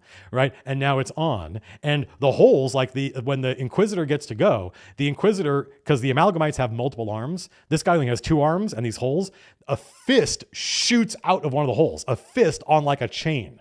Right. Like a fucking, there's a Marvel character I'm thinking of. And unfortunately I rolled a tier 1. I don't think I rolled above a tier 1 all night, but the battle was still pretty fun. It would have been a lot more fun if I had rolled a tier 2 or a tier 3. And so this fist would have grabbed Draugr, Phil's Revenant Fury, except I only rolled a tier 1, so it just goes boom, like that and then gets reeled back in. So that's how I made it so he has 4 arms. 2 are the normal physical arms, the flesh arms, and there are these 2 like mechanical harpoon grabbing. I said this is a 50% He-Man, 50% Flash Gordon. So the battle went really well. It was epic. I did not follow the rules for encounter building because I couldn't figure out a way to do what I wanted following the rules. And so I was like, this is supposed to be illegal, but we'll see. Stand by.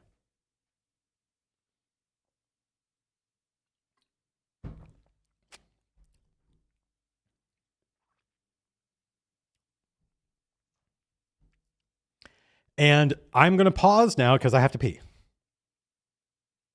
I also need food. So this might be a 2-part stream because we've only done the campaign diary part. I haven't started talking about any of the lessons. Let's see if I can finish the campaign diary part.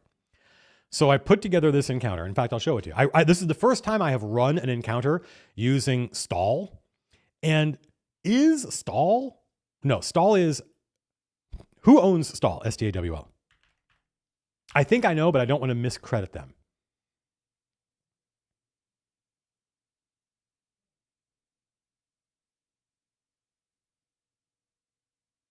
John Denor. I was right. It's John Denor because he's got a Patreon. So this is the first time me running. So let me just switch over here. Let me show you folks what I mean.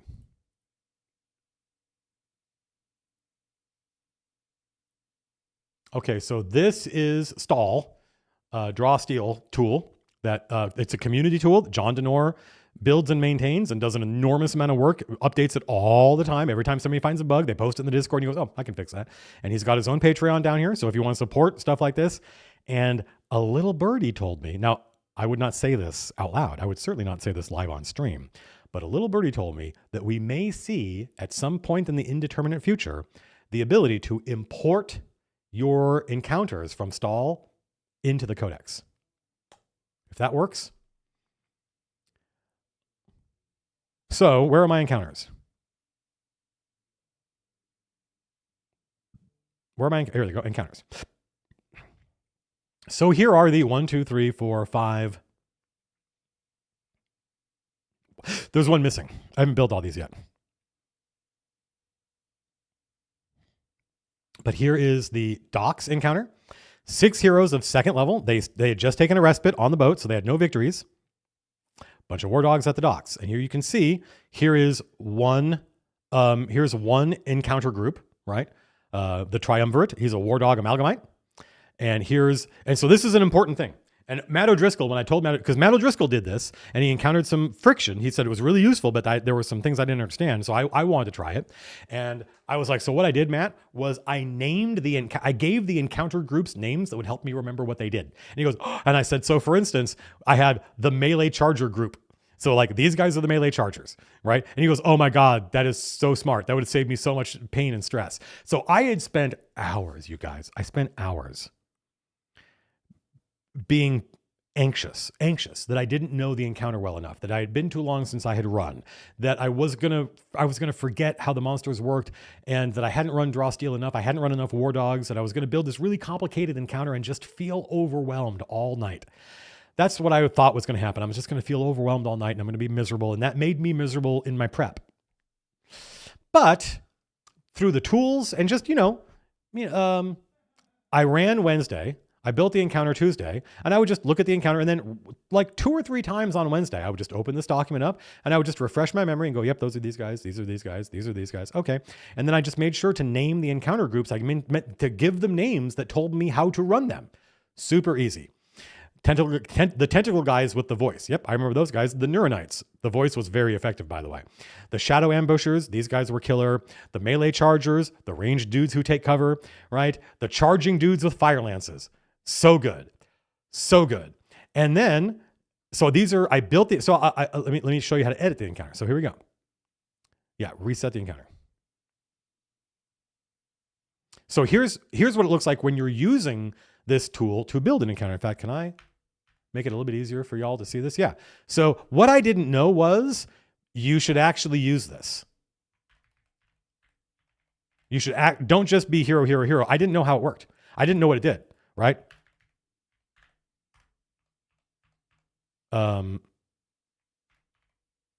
I can never remember if it's Twix or Twixt.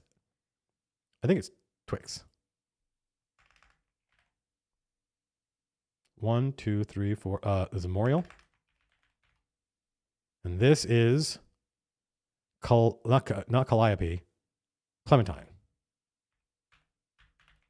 There's a very amusing moment where Lindsay, who would be a lot happier if we did a lot more role playing, wanted to introduce, like, let's talk to Tom's new character. And she starts role playing her character, being like, hi, what's your name? Where are you from? Wow, you're really tiny, are you? Are you from the same place he's from? Hey, what's that thing on your belt? Right? That's her character, right? This kind of very manic pixie dream girl type character. Not exactly. And at one point, Tom, who's not that kind of role player, is like, my name's Clementine. She's like, hi, Clementine, can I call you Clem? And Tom just goes, no. And it was so deadpan, and he was being funny. And if you know his sense of humor, it's like, oh, fuck, I'm so glad. I felt so weird. Tom just joined us like 2 weeks ago. I felt really fucking weird running Draw Steel without Tom, but we didn't have room, and now we do. All right, so here's what it looks like, right? You have filters. So I say, show me all the war dogs. And it says, okay, what happened here? Why didn't it work? Clear filters.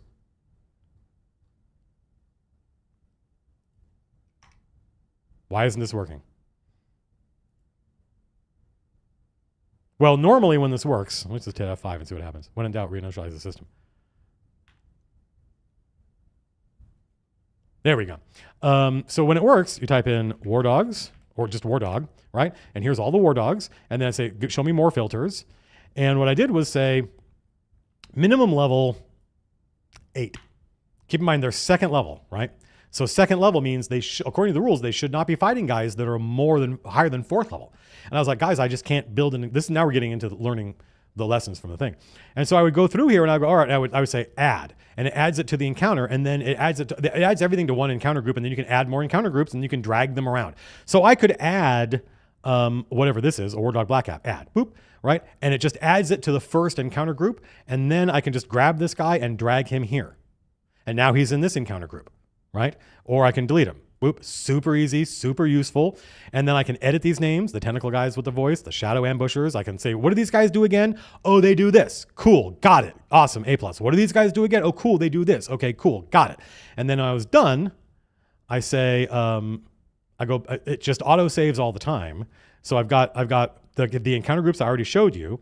I go back to the encounters. Here they are. Oh, it's time to play it. Okay, I click here and I click run. And I had never done this before. And there were a couple things I didn't understand, and there were a couple things that annoyed me.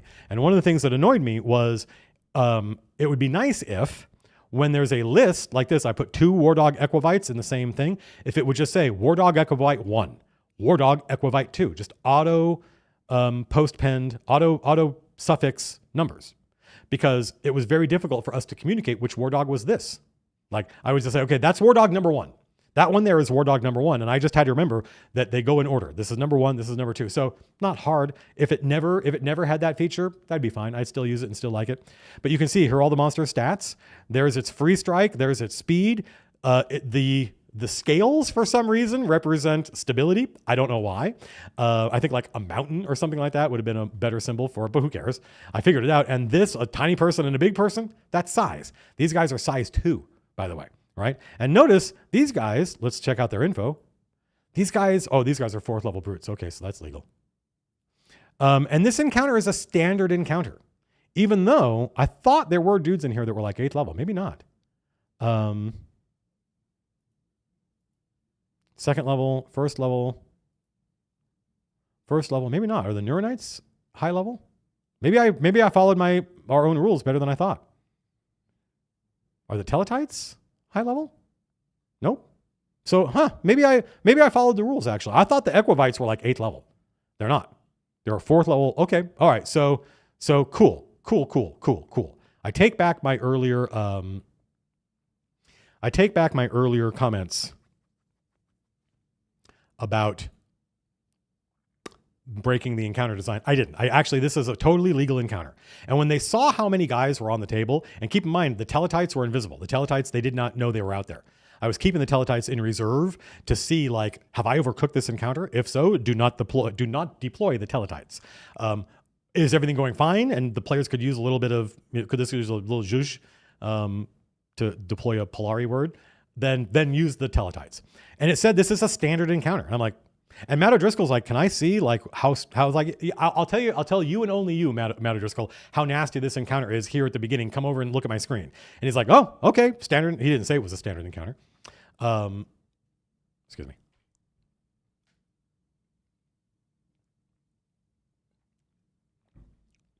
So the thing I had never done before was I had never used it to run an encounter.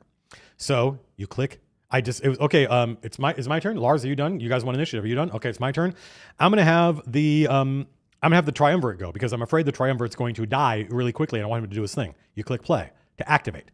Here's all the guy's stats. I ran the entire session from my laptop, my Surface Pro, which I love, and no DM screen, and no books, and no notes, nothing.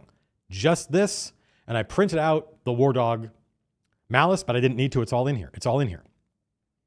And so I could see these. He rolled a melee 2 because it's a projectile fist that shoots out of his abdominal cavity. And so that's what makes it melee 2. I hit Phil with a tier 1 result, so only 4 damage. It would have been nice if it had been, but anyway. And then and you can just sit here and go, okay, he takes some damage. Actually, can I edit this? No, he takes some damage. Okay, you click on the triumvirate and you say he took 17 damage.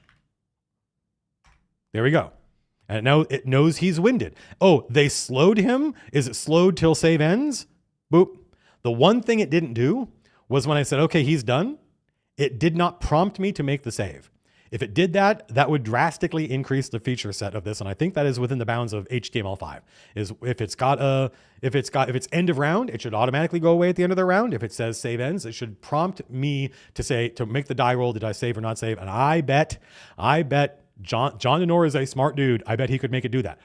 Whether he does or not, I don't know. It ain't up to me. This tool, this is definitely, looking the gift horse in the mouth. I would be perfectly happy using this tool, even if it never gets that cool.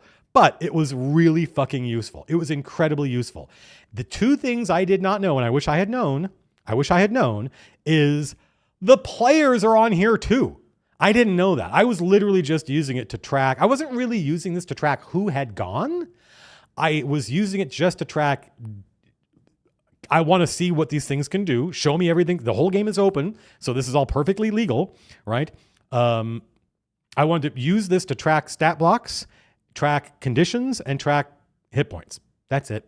I didn't need it to actually track rounds, but when I realized it tracked rounds, I was like, oh, shit. All I had here was hero. I'm like, wish I had known it did that. And so now I fixed it, so now it will next time.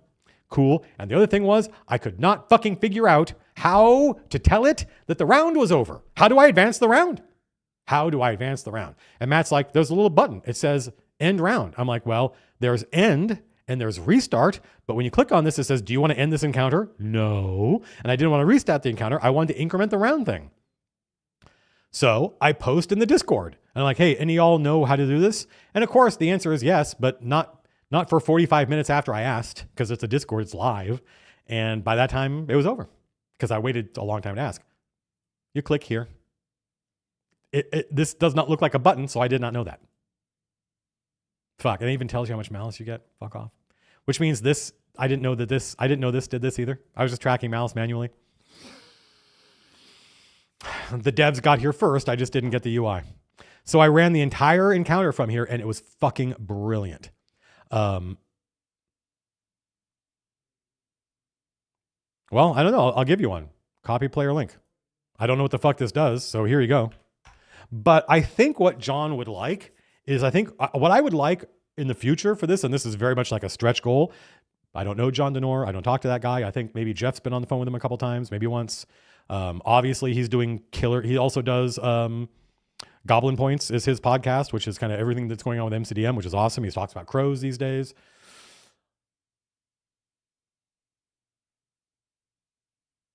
What I would like is if there was like a button or something that was like player view, or maybe the combat tracker or something that pops up another window that is basically non-interactive. It's just a display that shows you everybody's stamina, their conditions, and it doesn't show the monster. It doesn't show monster stamina. What it would do is it would translate the monster stamina into like a bar, like a health bar, so the players can see which ones are close to death, and it would just show who has acted and who hasn't acted, right? And then I could take that window and put it up on the monitor that everybody can see, and have it just running in the background, automatically updating. I don't have to do anything.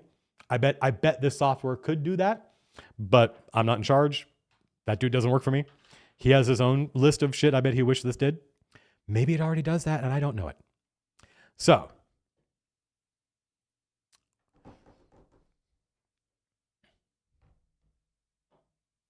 oh, is it?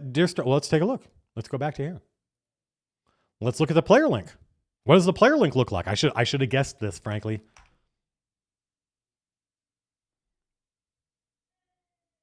Yep. Here it is.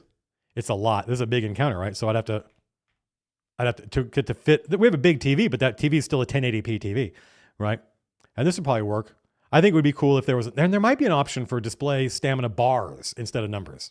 I think that would be cool.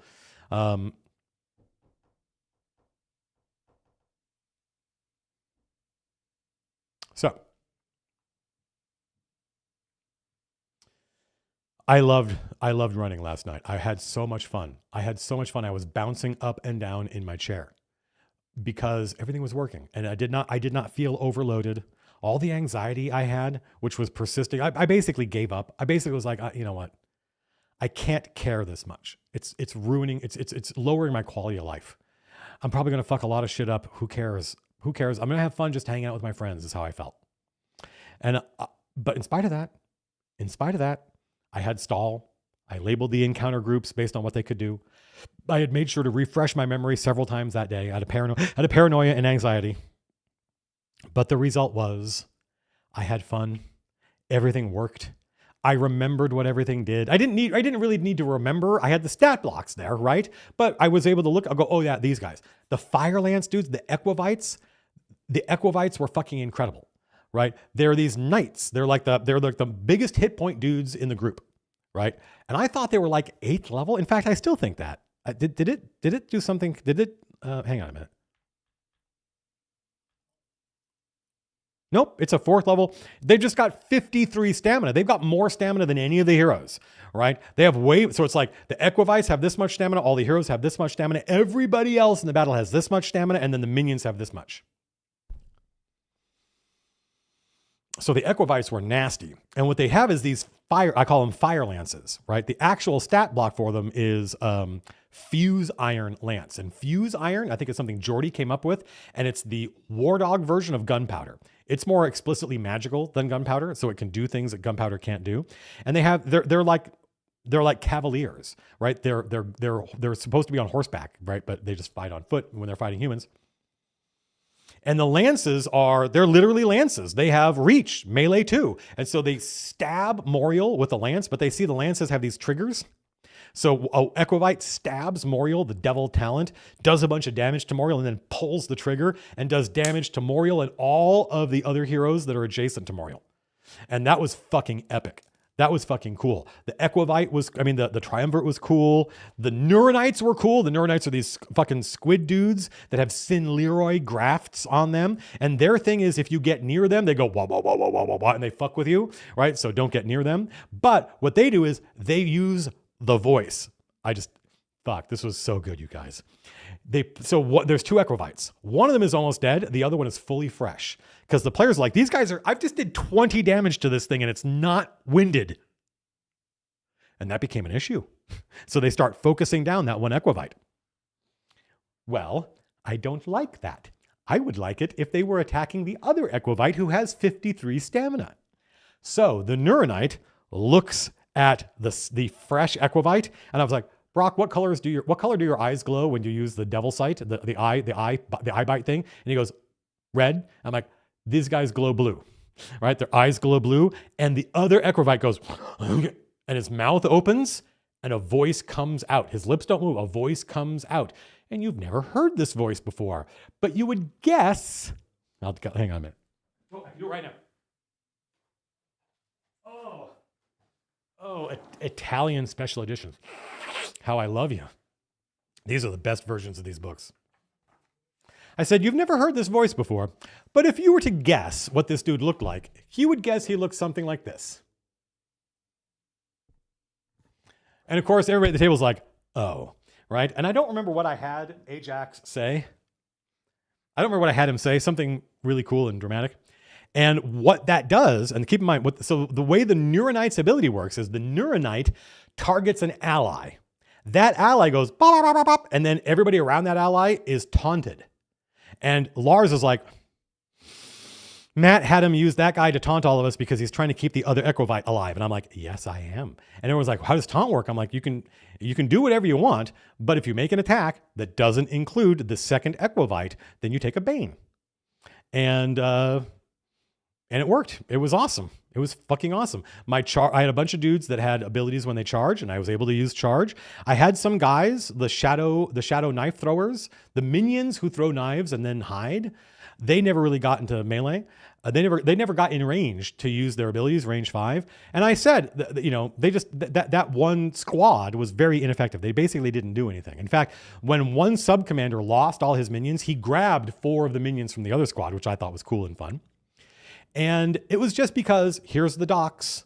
The war dogs are spread out all over. I do not like building encounters such that all the bad guys are in tactically advantageous positions as though somehow they knew there was going to be a fight today. Nope, they didn't know that. They didn't know there were bad. They didn't know there were heroes on that boat. They didn't know that boat was anything special. So they're just walking around going about their business. That's how it should be. And so I absolutely deployed the Telatolites in the middle of the second round. They show up and they flank Phil and they start doing their fuckery. And I was knocking characters into the water. Characters were knocking my guys into the water. Fuck, it was so much fun. When I realized, halfway through round one, when I realized it's working. It's working. I'm having fun. Everything. I'm not forgetting shit. All my guys are kind of doing the thing they're supposed to do. I'm just picking who to. I said I have this constant low level anxiety that there is a right way to. There's a right order in which to activate these squads. And if I just activated them in the right order, they would all fucking synergize. And maybe that's true. But I only needed one or two synergies to have a fucking really fun, challenging battle. And I did that. I'm like, okay, well. These guys are going to spend their entire round, the Neuronites are going to spend their entire turn just getting into position so that next turn they can use their voice on the Equivite. And I did. And it worked. And so I was literally bouncing up and down and the players had a blast. And everybody it ran 2.5 rounds, which is pretty typical. There were a bunch of dudes left over. I said, can we end this fight cinematically? And Lindsay and Phil were like, yes, after I get to go. I'm like, yeah, go please. I want to see you do your cool shit. And then once they were done, there were still some war dogs left, but it was obvious they were all going to die. So I'm like, yep, you got, and it was really fun to like when Lindsay, now that she's second level, uses subvert the green within, right? And this war dog, all of a sudden, these cordyceps mushrooms start bursting out of him and his allies start attacking him and stuff. And it kills the Equivite. I'm like, all right, Lindsay, how does this guy die? Right? And she describes like all the mushrooms ripping out of him and tearing his thing apart and then just turning into spores that blow away. I'm like, fuck, that's so cool. So badass. Her character, the Green Mage, is so badass. Everybody's badass. Tom was playing a conduit with a war priest of Ord, and he seemed to be having a blast. And that was it.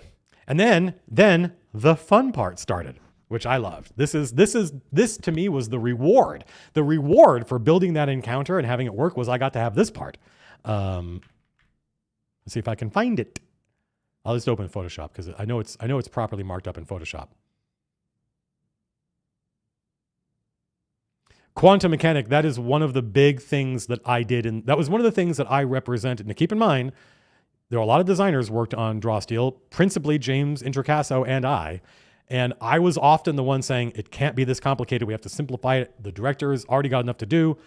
However, I guarantee you, if our roles had been reversed, James would have been saying exactly the same stuff. So this is the map of Rask that I made. And you guys can't see it. That's very interesting. What even are you looking at? This view is not what I see. Oh, yeah, you guys just can't see this map. Why? Why? Why doesn't Photoshop show up on OBS? Well, that's okay. Stand by. That ain't it.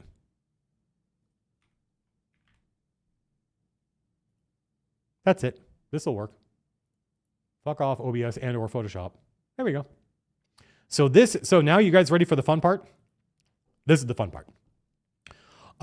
When Matt O'Driscoll showed up to play last night, I was like, okay, come with me. And we went into the studio and I put this map in front of him. I said, so this is what Illingsworth has been doing since we left Rask after saving the people of Broad. Remember that Illingworth stayed in Rask to scout the place out and gather data, gather intelligence, while Matt O'Driscoll, his player, ran Draw Steel for the rest of us. Well, this is where these threads reconvene. So this is what Illingworth knows, Matt. This is a map of the city of Rask, right? And I'm not going to zoom in because I don't really have. Oh yeah, I can zoom in. Yeah, fuck off. I'm going to zoom in, right? Here's the castle. Here's really the town of Rask. But there's like 3 villages. This is one, at least 2 villages. I think there were originally 1, 2, 3. But as the city has grown, it now kind of encompasses these villages. So these villages also sort of have their own identity, but they all everybody thinks of them as being part of Rask. It's kind of like this is Orange County to Los Angeles, right? So this is the river they were on, right? These are the docks that the battle happened on. And then these are all the circles are where the War Dog barracks are. And I was like, all right, Matt, pick a circle and I'll tell you what you know. Right? And he goes, all right, let's start with this one because this is the one by the docks. And not all of these barracks had a skill test. Some of them were just, you can just find out what's going on here. It's not complicated. So he looks, he does some investigation and some, mostly what he's doing. The thing is the War Dogs are in charge, but they do not have the facility to run the city alone. They have to work with the locals to get anything done. So Matt O'Driscoll his character is going to the bars and taverns and going to shops and spending some money, getting these people to loosen their tongues and asking them what's going on and what they've learned. And so I had some notes. Let me grab my notes. These are the wrong notes. This is the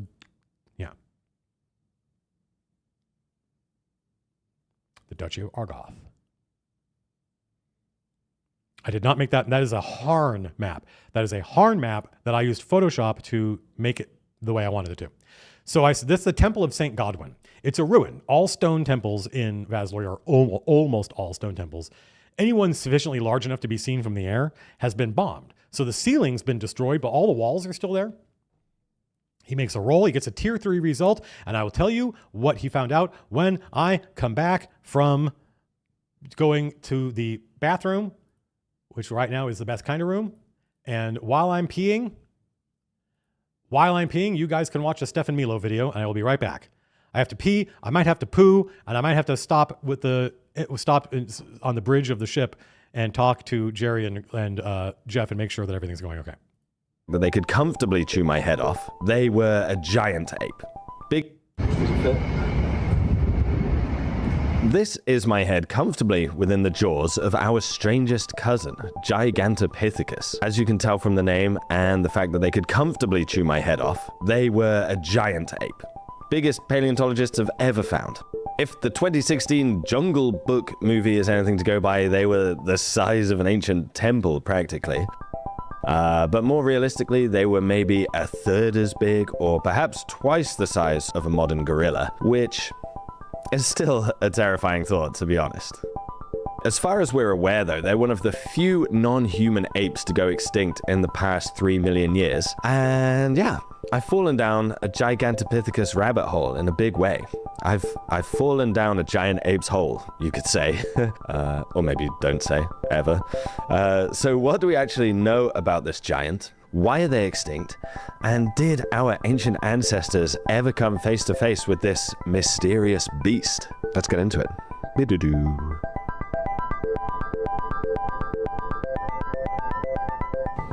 Okay, I actually have to talk about dragons first, but I promise it's related. This is a painting from the 13th century of a Chinese dragon.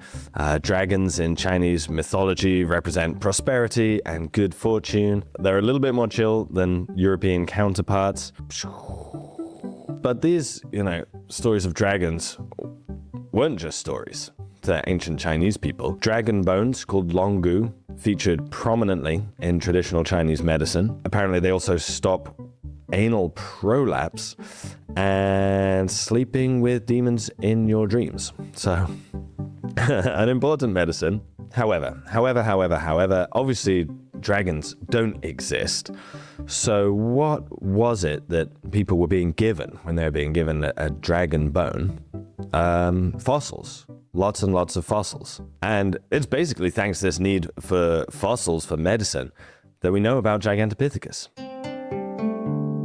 By the early 19th and 20th century, China was full of fossil hunters searching for dragon's bones, and it's in a traditional medicine shop in Hong Kong in 1935 that Ralph von Koenigswald found this enormous molar. Koenigswald was a famous paleontologist of the time, still now famous. 2 years after this trip to Hong Kong, he found some very famous Homo erectus fossils in Java. Koenigswald thought the dragon's teeth he had found might have been related to an extinct ape called Sivapithecus, but there was a genuine debate at the time as to whether these were an early form of man. I mean, still today, people think of Gigantopithecus as Bigfoot. Research into Giganto was paused for a little bit because of World War II.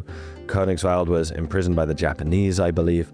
But fortunately, he buried the bones that he had gathered in a mate's back garden. They survived the war. Research continues. Since the discovery of Gigantopithecus, we found thousands more specimens of them, of course. But here's the mysterious thing, interesting thing. We're basically entirely missing Gigantopithecus. Even though we have thousands of remains, we know almost nothing about them.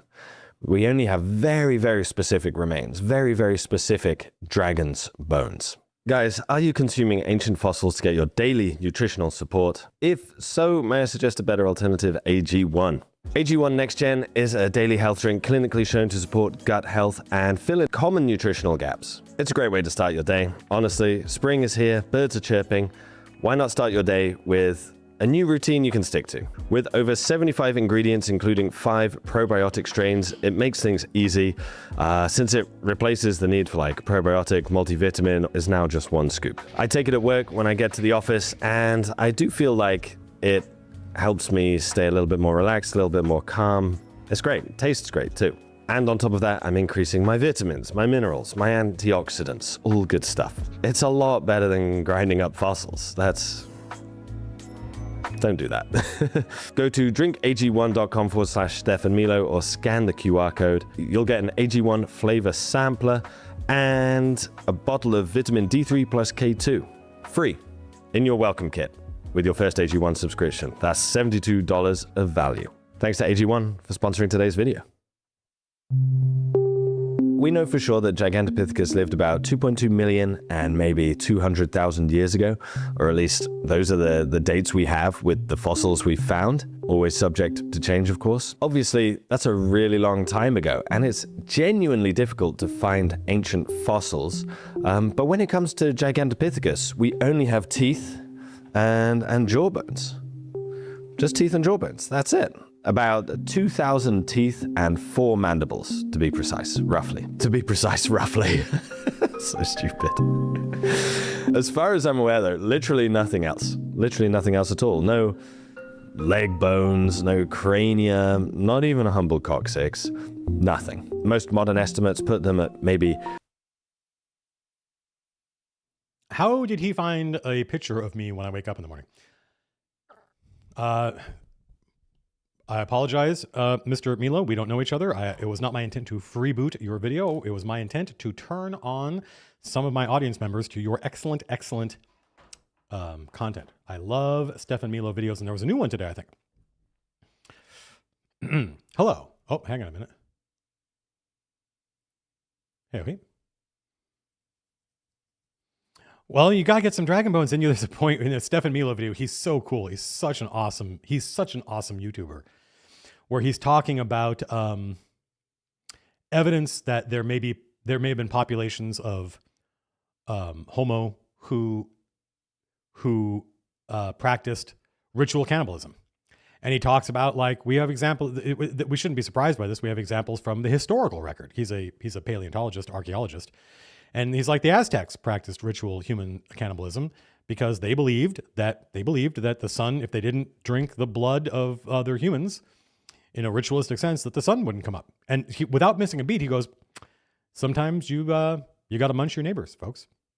You got to munch your neighbors if you want the sun to come up. What are you going to do? And I just sort of fell in love. I love Stefan Milo. He is so good. So,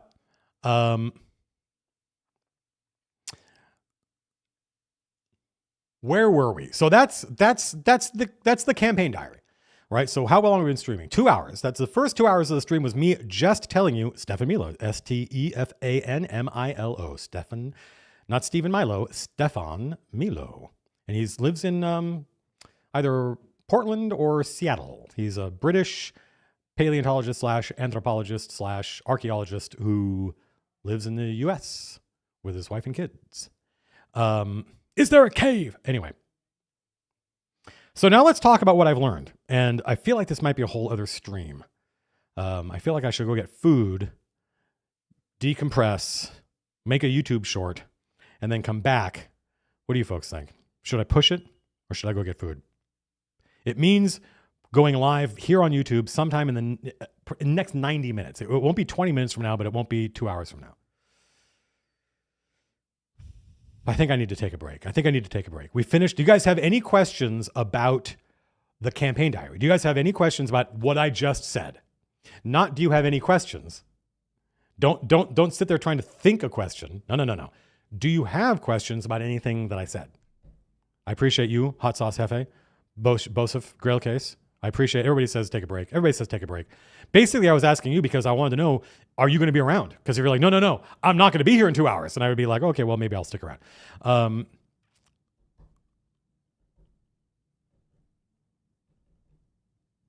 Zetasophos like, give me time to catch up. A+. Was there anything I said in the campaign diary that you folks wanted to ask about? Because I wasn't really paying attention to chat. Oh, people have been... Oh my God, look at this. Hang on a minute. I have to... Can I just post this on Bluesky? Will this work? Yes. You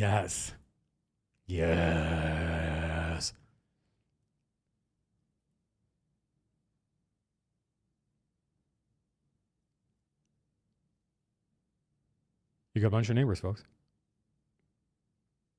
What was the word I used for the special war dog? I used a war dog amalgamite because I felt like it was tough enough and it had the multiple arm grabs things. And then I reskinned him as a triumvirate, right? There's 3 heads inside him, very, very He-Man kind of character. And there's the Inquisitor who asks the questions. There's the Adjudicator who makes and then there's the Executioner, right? And the heads rotate around depending on who's doing the talking. And worked great. I think it probably will, 007 Goldfish. I think it probably will continue with me as a player. Like, OD, Phil, and Brock are having a lot of fun running.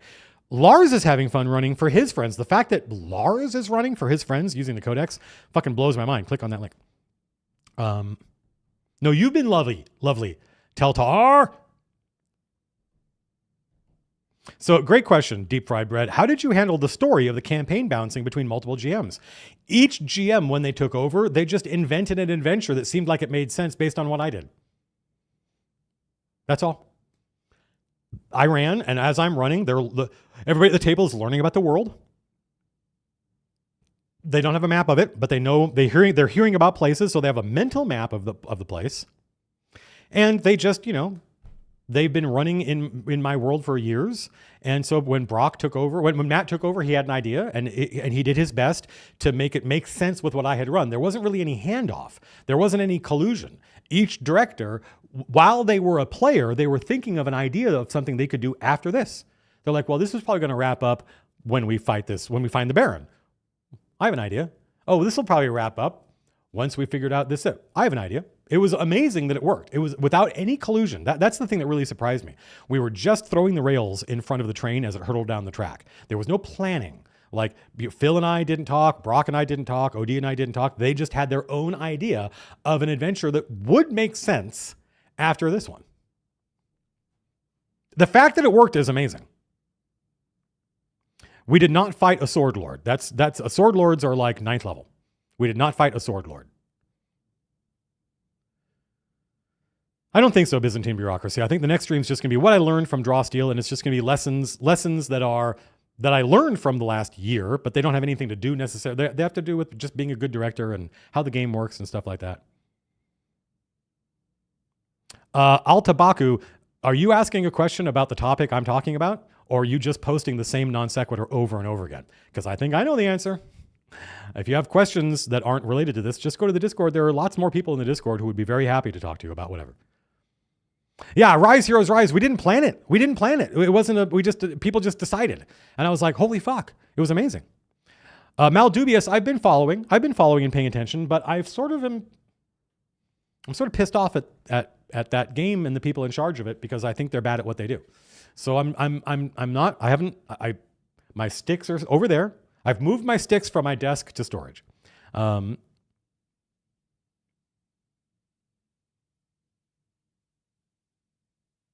So, Classified Mind, it was the same party until I would say 6 weeks ago, six sessions ago, when I said we need to start splitting this up because it's getting harder and harder for the next director to come up with a narrative that makes sense based on what just happened, and it's getting really hard for there are downsides to having multiple directors like this. You don't get continuity of character goals and stuff like that. You don't get payoffs to subplots and stuff. It always feels like what it is, which is ad hoc. It always felt ad hoc. And so players aren't getting invested in their characters the way they do when this campaign feels real and grounded. There were a lot of, like, you know, when OD took over, one of the players was asking a lot of questions that was freaking OD out because this was the first time he had ever run anything.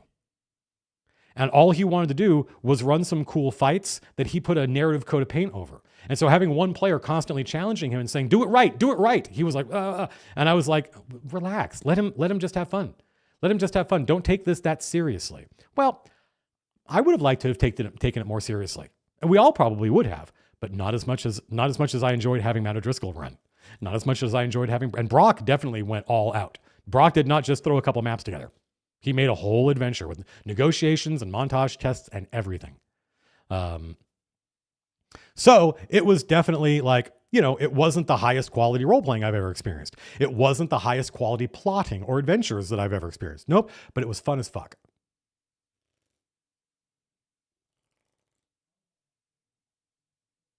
Teltar says, what happens to people's characters when they direct an adventure for a bit? They go somewhere else.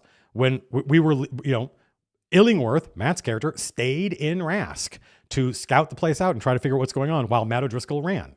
And I knew that meant when it came time for me to run the liberation of Rask, I could have Illingsworth do all the debriefing. Oh, I didn't finish debriefing. I'm not done. Let me finish the debriefing.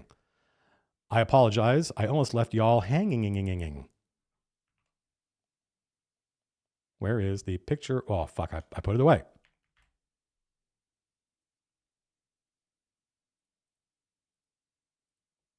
So Matt O'Driscoll we spent like 10 minutes, 15 minutes, just him and me before the session with him asking questions about all these War Dog barracks and just stuff like the bridge. And I mean, basically Venny 4881, what else are they going to do? Don't worry too much about it. Relax. I don't mean you. I mean the players. Don't worry too much about it. So I said, this is the Temple of St. Godwin. And OD did a tier 3. Let me bust this out. Got a tier 3 result on his check to find out. I said, so they're training dogs here at Circle 6. They're training dogs. That's what you get from tier 1. Tier 2, the dogs are being trained to smell magic.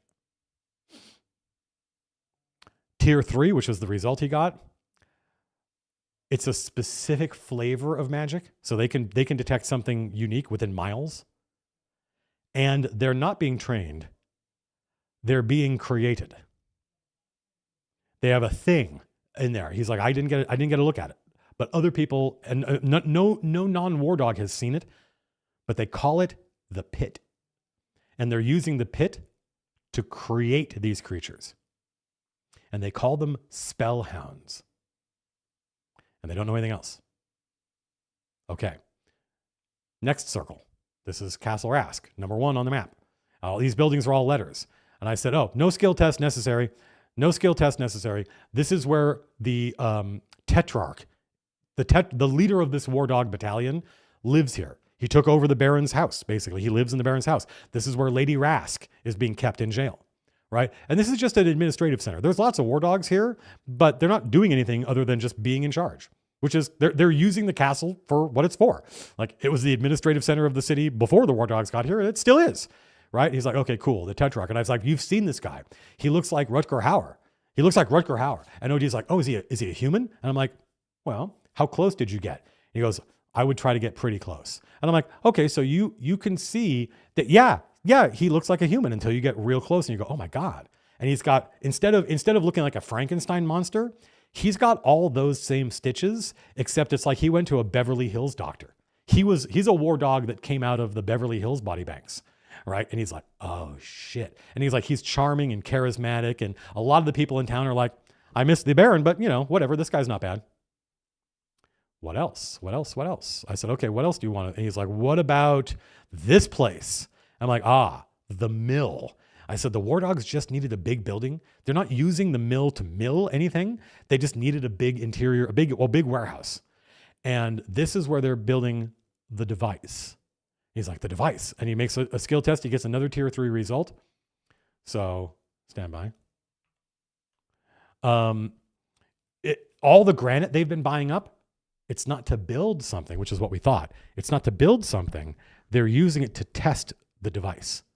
And he's like, oh shit. He got a second tier result. He got a tier 3 result. So he knows that the device is designed to pierce the sealed door of the Sword Lord's grave. It's a drill.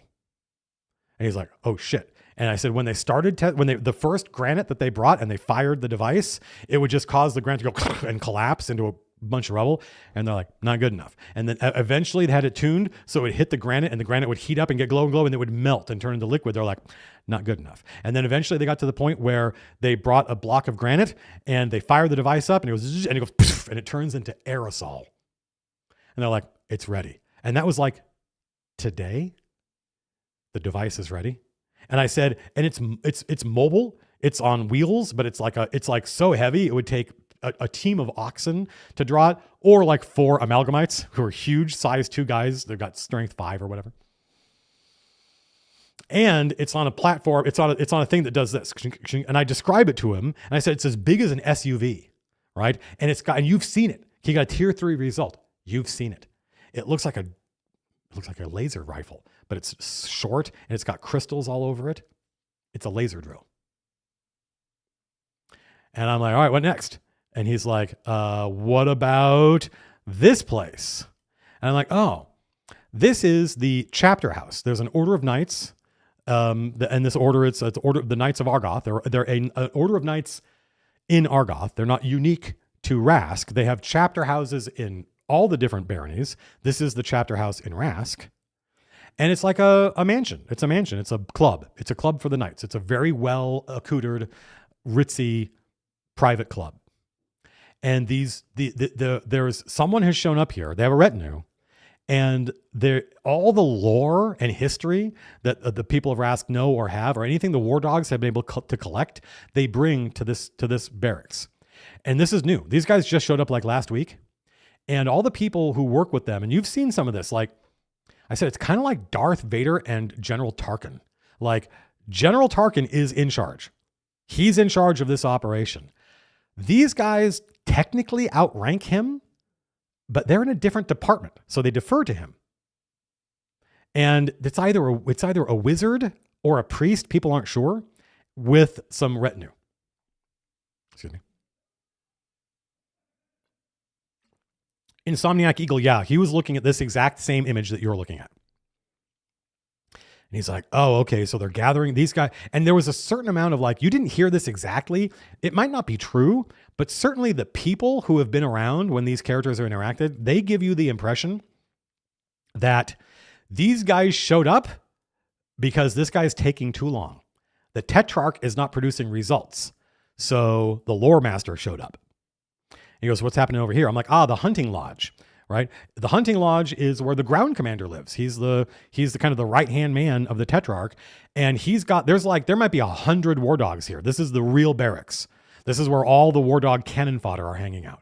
He's like, got it. So once the encounter was done, once they were done fighting, once the Battle of the Docks was over, Matt O'Driscoll, we put this map out on our new table that has a TV built into it. So I posted a picture on Blue Sky. So all the players are all looking at this map and they're like, what's this, Matt? What's this? And they're grilling him, and he's using his notes and he's giving all this information, and he got it mostly right.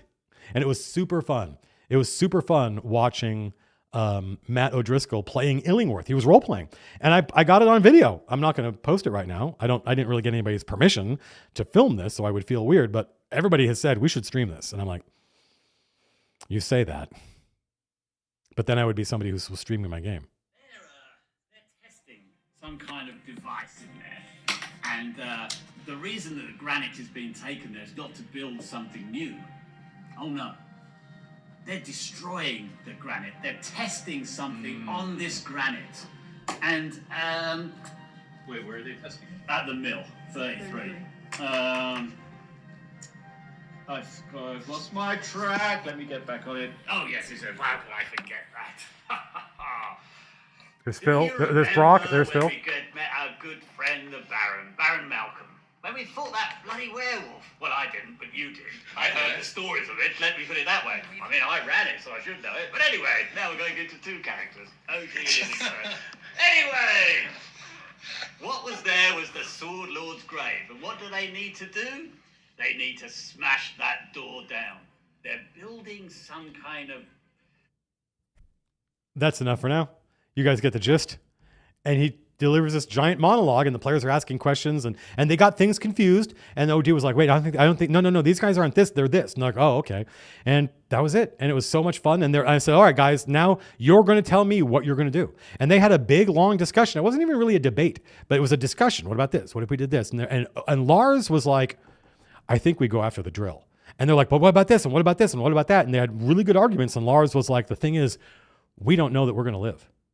He's like, "Guys, we just fought one battle and we're down to like half our recoveries, and there's nowhere to rest." And they understand that some of these battles will yield healing potions that give them recoveries. So they're not fucked, but they're under the gun. And Lars is like, "Guys, we can't guarantee that we're going to live through all these encounters.